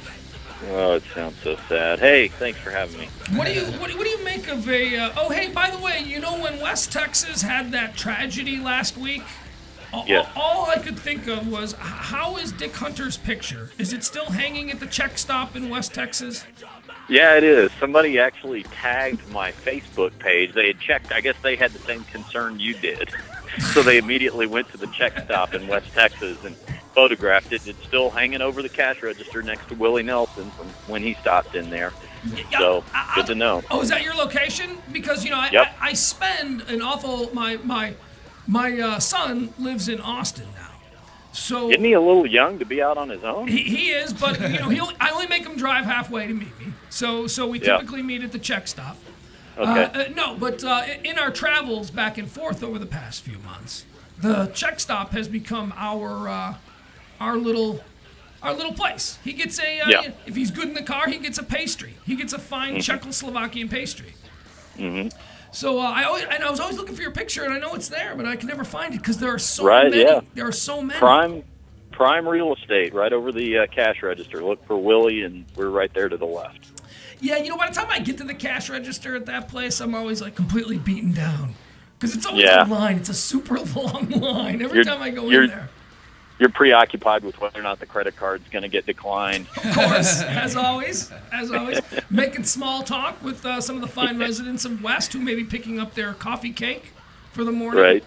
All right, big fight tomorrow. Now, when I say big fight, probably not in the way that most fights are big in determining a pecking order of greats and near greats. This is a big fight for another reason. The circus aspects of mixed martial arts that I am coming to appreciate. Would you agree? Tell us about the big fight tomorrow night, UFC 159. Light heavyweight champion Johnny Bones Jones taking on Chael Sonnen.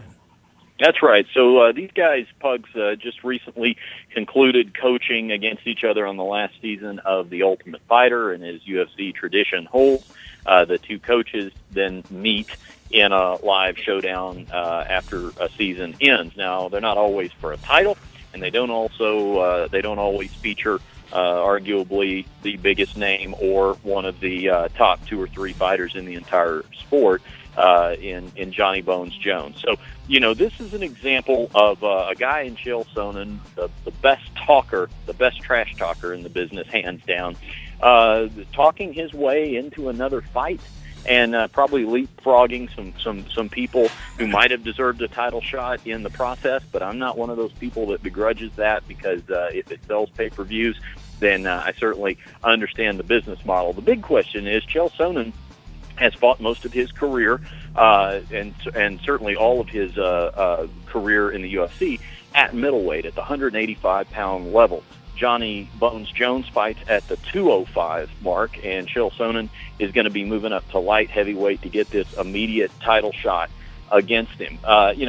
John Jones these days falls into the Anderson Silva category, who was Chael Sonnen's last opponent, in that he is so dominant in his division that you have to get creative sometimes in terms of finding an opponent for him. And I think Chael Sonnen has really found a niche. He's the guy who will volunteer to fight the guy that nobody else seems to beat. This is, you touched on it. Chael Sonnen is a guy that certainly, if you're a fan of MMA, you've known him for years and years. By relative comparison, he's a new guy to the UFC, though. He fought on a lot of the regional cards. He fought on some of the secondary organizations, and he always did quite well. I remember some legendary fights back in the old WEC between Chael Sonnen and a guy by the name of Paulo Filho, who, they had some great controversial fights. Chael Sonnen, here's how I describe this fight. Sonnen versus Jones. To the casual MMA fan, okay, Chael Sonnen is a bad guy, and John Jones is a good guy. To the diehard MMA fans who see through a lot of the bullshit and gloss of a John Jones, he's the bad guy, and they like Chael Sonnen. Because I'll tell you, one thing that Chael Sonnen has done for me is he has just inspired me. You brought it up. His ability to talk himself into one of the biggest names in MMA without really any big bona fide victories on the big stage to his credit. He is famous for losing to Anderson Silva, but almost beating him in the first fight. That's what he's famous for. Yeah, and you know what? And he deserves legitimate credit for that first fight against Anderson Silva, because Anderson Silva was, of course, still is believed to be largely unbeatable. But in that first fight against Anderson Silva, he was given no chance. His wrestling, that's his background, is that of a collegiate wrestler. His wrestling really told the story for about 23 of the near 25 minutes of that 5-round fight until Anderson Silva submitted him via triangle choke. But sometimes in loss, you can gain a lot in terms of respect and fan loyalty. My friend Dan Hardy, I think, has a similar story to tell when he went 5 rounds with George St. Pierre for the welterweight title. Didn't win a round, but didn't submit when a lot of other people would have, and he probably gained more in that loss than he did in any win he's ever had. And you know what? Same for Chael Sonnen in that first fight with Anderson Silva. What another thing that Chael really deserves credit for, and this particularly pertains to John Jones, is it was, I guess this past September, I'm thinking was the month, the element of controversy when Dan Henderson was slated to challenge John Jones for the light heavyweight title. He was injured with really just about a week's notice until the fight was supposed to go off. And John Jones was turning down a fight with Chael Sonnen. How did Chael Sonnen get his name in that mix? Well, when it was announced that Dan Henderson was injured, Chael Sonnen, who was obviously still is, but up to that point had been a middleweight fighter, calls Dana White and says, "You know what? I need no notice. I will show up tonight in Las Vegas if you want me to, and I'll fight him. Yeah, and fight him anywhere you want. I can certainly be there in 5 days or a week's time to take this fight." And John Jones turned down the fight. Now, I was on a conference call with Dana White when he announced this, and as bombastic as Dana White can be, I have never heard him that angry. We all got these alerts that, get on the phone and, 30 minutes, Dana White has something to say. We all get on this conference call, and he just eviscerated his light heavyweight champion, John Jones, for not taking the Chael Sonnen fight. Essentially what you have in Chael Sonnen is a guy, a journeyman fighter, been around a lot of years. He is an upper-level middleweight. He's certainly not, I don't even think he's a top 2 middleweight. Anderson Silva is certainly the king of that division. But he is a guy who's a good fighter. No one can take that away from him. His record is terrific, and he's beat some very, very difficult guys. But he has allowed himself as a entertainer to really define who Chael Sonnen is. If you watch him fight, he's a boring fighter. He's a wrestler. People don't like that. And he knows that if you are a boring fighter and a wrestler, you have a limited career in this game because TV doesn't want to put boring wrestlers on. So he came up with a whole other way to get himself to the top. Go ahead, Dick. Let me just give you a quick personal example of this. So when he had his rematch last summer against Anderson Silva, I covered that fight live, and I asked him specifically. I said, Chael, you're winning this fight for 22, 23 minutes in your first matchup with Anderson Silva. Then came the submission and the tap. What that must have been. What your presence of mind to think in that moment. My God, I've been winning this thing for 22 minutes, and now I'm going to have to submit to him. What was going through your mind? And he looked at me and he said, Richard, I have to tell you, I learned a very valuable lesson that night, and I have to plead a little ignorance. He said, I was under the impression that the rule was that if I tapped, it ended the round and not the fight. And he said, because I felt that I was already up 4-0, I believed that I would then win 4-1 on the scorecard. And he said, the rule book is very thick. We can't possibly know all the way. He said, I think the world learned about that rule that night. See, for fans of the sport, that's funny. He's obviously messing. He's pretending he didn't know the rules of the sport. That's what I like about it. I find him to be the best thing that has happened to MMA in the past couple of years. I mean, because we're looking for an ambassador. If we're gonna have, he's great on Fox. Have you seen Fox Network is kind of making him their studio guy? He's really, in this emerging world of the whole sport of MMA, but there is certainly an emerging broadcast presence emerging, and he's becoming the John Madden. He is putting himself in that kind of a position. Yeah, where good analogy. He's going to have a big TV career because he is so freaking entertaining. Here, I'm going to give you an example of a little. Here's Chael Sonnen. What do we want? We can rant. Dana White's epic Chael Sonnen rant. What do you want to hear Chael Sonnen rant on? Let's see. We'll find something. All right, here's a little example of Chael Sonnen. This is why people like him. This is just a YouTube video.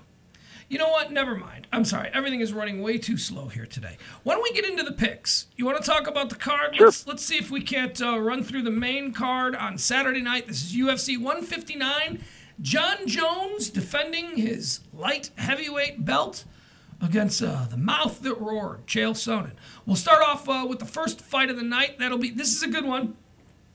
I really like this one. This is a battle of a couple of guys who have big-name brothers. Jim Miller taking on Pat Healy. Who do you like in this? One of the Miller brothers versus one of the Healy brothers? You know what? I'll tell you this. I feel pretty confident in saying this is, on paper, an early pick for fight of the night. Hell yeah, it is. These are a couple of grinders. Jim Miller is always a fantastic, fighter to watch in terms of always, bringing it for every second of every minute. And Pat Healy, for that matter, as well. Now, he's a guy coming over from Strikeforce, and not heralded like the names of a Gilbert Melendez or a Daniel Cormier, some of the big stars from Strikeforce that were absorbed into the UFC. But it's great to see Pat Healy get his shot in the UFC. I think I'm going to take Jim Miller in this fight, but boy, I'll bet it's going to be a really close back and forth affair. And my guess is that both these guys could be $60,000 richer at the end of the night if they can put on a fight of the night performance like I think they can. Jim Miller, tough as nails. Pat Healy, tough as nails. I can remember watching Pat Healy fight a number of bouts in that old MFC, the Canadian fighting league that used to air on HDNet. I always liked this guy. I like the way he fights, but I also like the way Jim Miller fights. But I'll tell you, just keep it interesting. I'm gonna go with Pat Healy in this. But you're right, this is an absolute. This could go either way. I mean, both of these guys are almost clones of one another. All right, next fight, light heavyweight battle. By the way, it's a lightweight bout. Light heavyweight, second bout on the card. Phil Davis taking on Vinny Magalhães. Who do you like here, Davis or Vinny? So Vinny Magalhães is a guy who's been fighting outside of the promotion. He was a title holder over in M1 Global, the Fedor Emelianenko operation over the Russian UFC. In Russia, yeah, the Russian UFC, and he's always been, as fighters outside of the Zuffa brand go, a really highly regarded fighter. Phil Davis, of course, a wrestler, and when you talk about guys that aren't real exciting to watch, I always hang the stigma on Phil Davis. I had a terrible taste in my mouth after watching him and Rashad Evans stink it up on one of those live Fox cards. I think it was the second one, the second live Fox offering. I think Phil Davis wins this. I think he'll be able to out wrestle Vinny Magalhaes for a decision, but I don't know that it's going to be all that exciting. He's a guy that I think the UFC looks at as far as athleticism, wrestling pedigree, and youth. That he's still a guy who's a top 10 light heavyweight, but they've got to really figure out what they have with Phil Davis as far as whether or not he's ever going to contend for a title or not. Both of these guys are in the same boat. Phil Davis is someone who certainly hasn't lived up to what the early expectations were, and Vinny Magalhaes the exact same way. He first came on people's radar as a member of the Ultimate Fighter cast. He's a jiu-jitsu prodigy. He's supposed to be one of these technically proficient, profound guys. Phil Davis, the same way with wrestling. But Vinny Magalhaes has not lived up to the reputation. I know he went over to M1 Global, so he was out of the spotlight for a while, but he certainly didn't enter into the UFC and dominate the way people thought with his superior jiu-jitsu. What this comes down to is an excellent wrestler versus an excellent jiu-jitsu guy, and in that scenario, at least for the last couple of years, I will always go with the wrestler. I got Phil Davis over Vinny Magalhaes. Heavyweight, this will be a fun one. This could be knockout of the night. This could be a bunch of bombers going at it. We got Roy Nelson taking on, in my opinion, the most overrated fighter in the history of the UFC, Cheick Kongo. Yeah. This one, somebody's probably going to sleep here. This is probably, what has the best chance of offering us a knockout of the night. Big country Roy Nelson, of course, the guy with the gut and the mullet and the everyman, and the guy that looks like he just walked out of his garage and had a fight sprung on him while he was changing his oil. Yes, he does. He's the guy that Roy Nelson looks like the guy that later tonight, folks, is going to walk up to you and say, "Hey, you want to hurry up and finish up your drink? We're closing." That's what Roy Nelson looks like. Yeah, and fans love him for that. He's a guy who is always contending. Again, just sort of sitting on the outskirts of the top 10 heavyweights, but a guy who's always going to be able to be relied upon to either put on a pretty exciting third or fourth fight on a pay-per-view, or maybe even a gatekeeping fight for a heavyweight prospect who really needs to prove their worth. He's the kind of guy you can pad a down pay-per-view card with because people will pay to watch him fight. Absolutely. He's a great filler. I love watching him fight.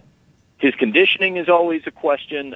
He's going to come in there looking awful, I'm sure. He's going to look like me if I took my shirt off and just walked into a ring. Yeah. Yeah, and you know what? And juxtaposed to that, Cheick Kongo, in your opinion, might be the most overrated fighter in the history of the UFC. But if you were just going by photograph, physique, this guy has an action figure body. Yes, he does. He will have a height advantage, probably a conditioning advantage, as just about everybody that takes on Roy Nelson does, but you can't sleep on Roy Nelson because he's got a granite chin, and let's not forget a black belt in jiu-jitsu as well. I think this could be the kind of fight. If you remember the barn burner between Cheick Kongo and HD Pat Barry, where both guys were out at various points in the fight before its conclusion. I think we might see that kind of fight out of it. Both of these guys. So who are you taking, Nelson or Kongo? I'll go ahead and take Roy Nelson. I think Roy Nelson is a guy who's super hard to finish, and I think he just, even if it's not his best night, and even if he's not in his best shape, it's still a lot. It's still a very tall order to defeat. What is his best shape? I mean, he's never come in anything but sloppy shape. All right, here's what I'm going to say. This is the difference. We talked about both of these guys, big swingers. They can knock anybody out. Both of these guys in the heavyweight division can knock anyone else out in the heavyweight division. They are big power swingers. However, the difference, and this is the obvious difference that I see, Roy Nelson's got his jiu-jitsu, which we do not see a lot of. I think the last time we really saw him put on a jiu-jitsu display was against Kimbo, when he put him in a crucifix and just started torturing him, which was awesome. Kimbo Slice, that's right, folks, that undefeatable guy, this big fat guy, tortured him. Roy Nelson and Cheick Kongo, the big difference for me, and you pointed it out, Roy Nelson has a granite chin and Cheick Kongo has a glass chin, and that's why I'm going with Roy Nelson. All right. Cheick Kongo, I've never seen a guy go to sleep so quickly. So many. I mean, people touch Czech Congo. Czech Congo will be beating the holy hell out of somebody, destroying them, and then one punch out of nowhere. It's almost like Andrei Arlovsky. I can't understand it. All right, Similar criticism, yeah. So we're in agreement there. Michael Bisping taking on Alan the Dentist. Is he the dentist? No, he's the talent. Oh, he should be. Who's the dentist? Josh Neer, right? Yeah. All right. I always like the nickname the dentist. Alan Belcher taking on Michael Bisping in the middleweight. This is the runner-up to the main event. Who do you like here, Bisping or Belcher?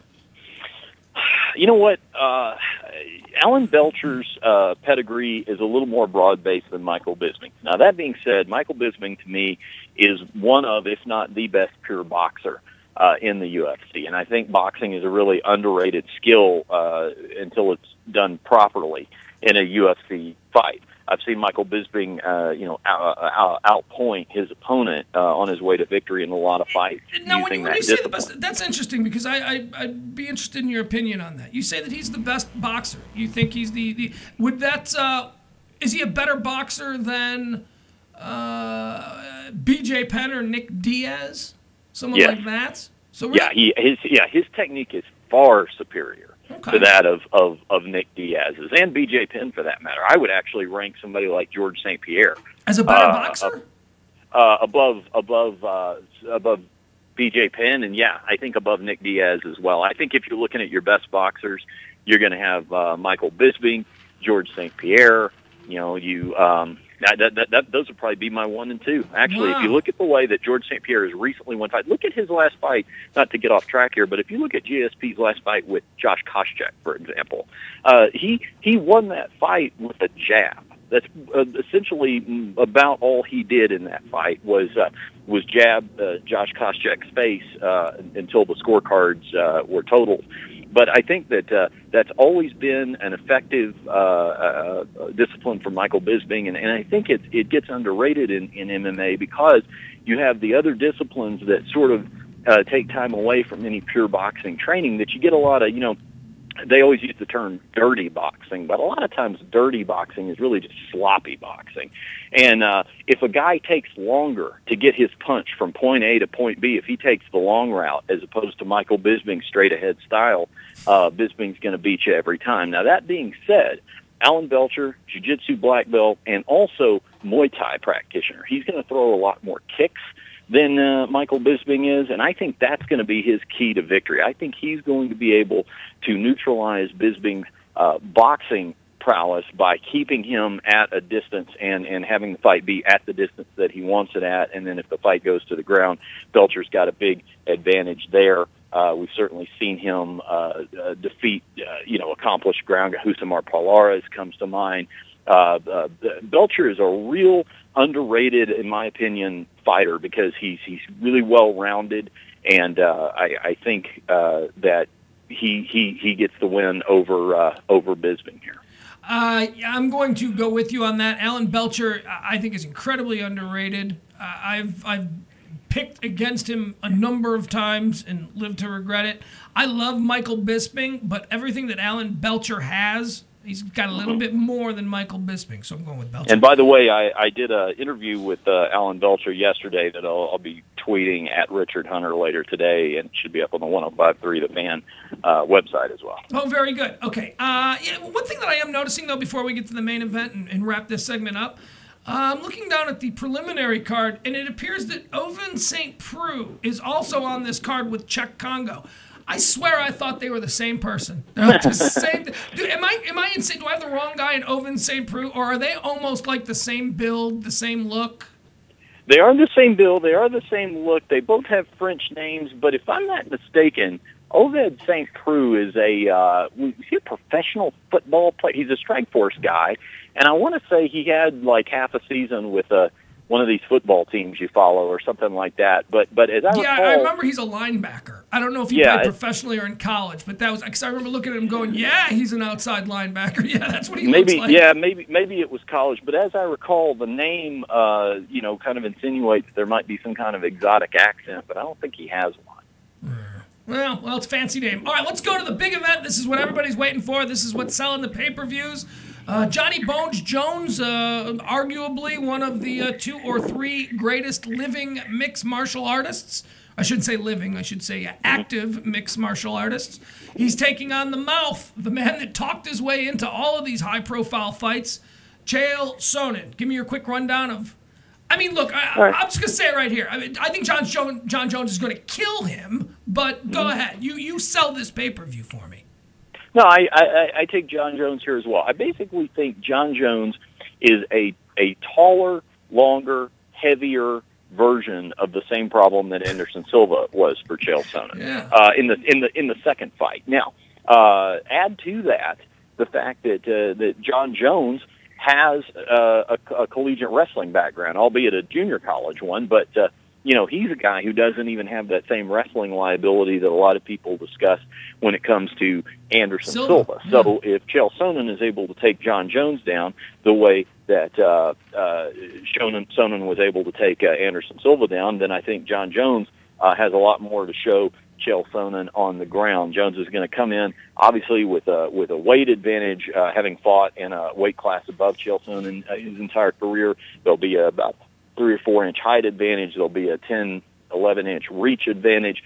So I think it's probably it's not even going to be close. The great thing about a card like this is that, to me, it's the kind of thing where all of that hype will be entertaining. You are going to get to see, pound for pound, the best 1 or 2, the number 1 or the number 2 fighter in the world in John Jones, and it's going to be spectacular just watching him ply his craft. But what you'll do at the end of the night is you will have been entertained by that, but you're going to look back over that card and you're going to go, you know what? Between that Bisping-Belcher fight, which was great, and that barn burner between Jim Miller and Pat Healy at the beginning of the night, and Sarah McMahon, if you watch the undercard, the ladies right now are 2-0 in terms of spectacular fights in the UFC. I'll bet this one's not going to be any different. You're going to look at it all and go, man, that was a good investment. That was a great night of fights. So that's what the UFC does very, very well. If it's not the main event that turns out to be highly competitive, you're still going to look at the entire 3-hour experience and think that it was time and money well spent. Yeah, no, I consider this main event to be a circus fight, but it's still absolutely worth getting. I mean, I can't wait for this fight. It's going to be fun. Here's what I see happening here. I envision. Do you remember? You'll remember this guy. I envision the second coming of Randall Tex Cobb. That's what I expect. I don't think Jones is going to finish him quick. I think that Chael Sonnen has this ridiculous heart and this ability to survive. And unless he gets submitted, I don't know that Jones. I mean, Jones could knock him out, but what I think is going to happen is we're going to see just a brutal, extended display. I don't know if it's going to be 5 rounds, but I think he's going to jab the hell out of Sonnen's face. I think he's going to keep his distance. He's going to avoid the takedown. And Sonnen at the end of this fight is going to look like Rocky Balboa at the end of the first. I don't know if it'll go to a decision. I think Jones is certainly going to win. I don't think he's going to finish him quick. I'm calling for maybe like a late 3rd round stoppage. What do you? That seems to be the only thing of interest in this fight because Sonnen is absolutely not going to win. Yeah, that sounds about right. And Sonnen has a cachet to protect here. I mean, even if he loses, it's not going to be the end of his world if he puts on an admirable effort. There's no shame in losing to a guy like Johnny Bones Jones. So I think Chael Sonnen will realize that he's got a formula that's really working here. I mean, between I would say most notably the second Anderson Silva fight, the rematch, which, by that point we really realize how much of an accomplished promoter Chael Sonnen is, to this fight, which he really did just directly talk his way into. I think he realizes that, hey, this doesn't have to be the last time he cashes in on that formula. As long as he shows up, looks competitive, and continues to be brash and confident that he'll have another day and another big paycheck just like this. Watch, he'll talk his way into a fight with GSP. He will go down. He'll start talking trash on GSP, and he'll get that fight. This will be, and we're talking as if it's a foregone conclusion, only because I couldn't imagine it not being so. But I see him losing this fight. But this will be 3 of 4 fights that he's lost in the UFC. He's in no danger of being cut, yes? No, he's not in any danger of being cut, no. When those 3 losses are to 2 to Anderson Silva, the greatest living mixed martial artist, and then the third of the 3 of 4 losses is to John Jones. Yeah, he'll be around. He'll be around to fight another day. He'll be on TV. He's a great entertainer. That's what he is. He knows how to entertain. He knows how to sell this sport. And we need more. We need more people like Chael Sonnen. He's smart. He's articulate. He's quick-witted, and he's funny. There are too many of these fighters that give off the impression that they're all a bunch of juice heads, you know? Right. So it's good to have somebody who's articulate. All right, thank you, Richard. I'm excited. I think it's going to be a great card. Are you going? Where is this card? Where are they fighting? No, this one's in New Jersey. I'll be watching this on TV, but be covering it and live tweeting it and all the rest of that. So share your thoughts with me at Richard Hunter on Twitter. All right, we'll talk to you then, and you can find Richard's MMA stuff there at the 105.3 The Fan website, as well as follow him on Facebook and on Twitter and all of that stuff. Thank you, Richard. See you guys. All right, appreciate it. All right, there you go. Richard Hunter, somewhere wandering the deserts in Nevada. Should we take a break? Let's not take a break. Let's just end it. I think we're pretty much done. I don't think we have to come back for anything. It's been a Friday show. Anything coming up this weekend? Just the usual shenanigans at Deep Ellum on Air. Tonight we got Live from the Underground. Tomorrow, Dark Side Sports Radio. Whatever. Yeah, Sunday, be usual. sure and tune in to Hungover with V at 11 a.m. and then the Del OL show following at 3. What else we got? I guess that's about it. Wanted to talk about this guy who was hustling gay sex in the bathroom at a Walmart. Didn't get to that. You ought to see a picture of this guy. God, seriously. I may as well just go put an ad out there. He put it, man for man, young guy looking to make a little extra cash. Meet me at the bathroom in the Walmart. And then they showed a picture of him from his Facebook page.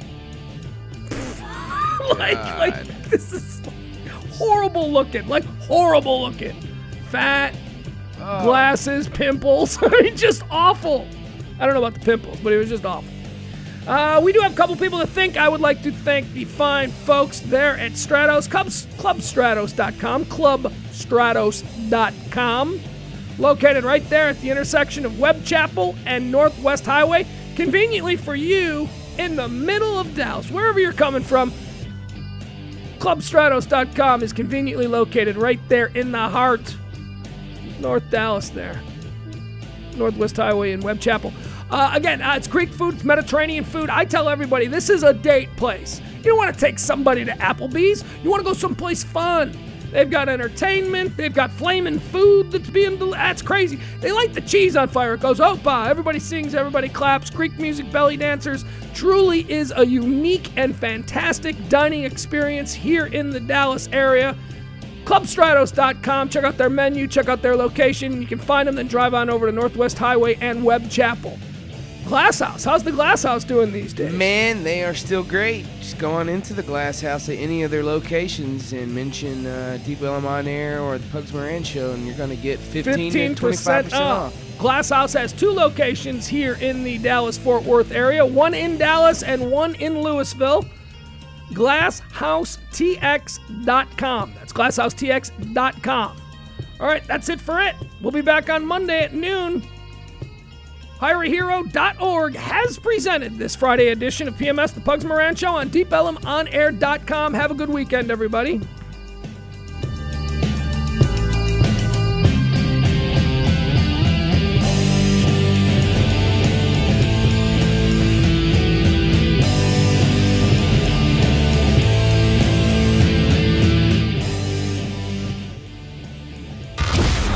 Deep Ellum on Air, serving the DFW Metroplex. Only the best in underground and local music. Cause me and music are one. You know, music is like my best friend. Deep Ellum on Air.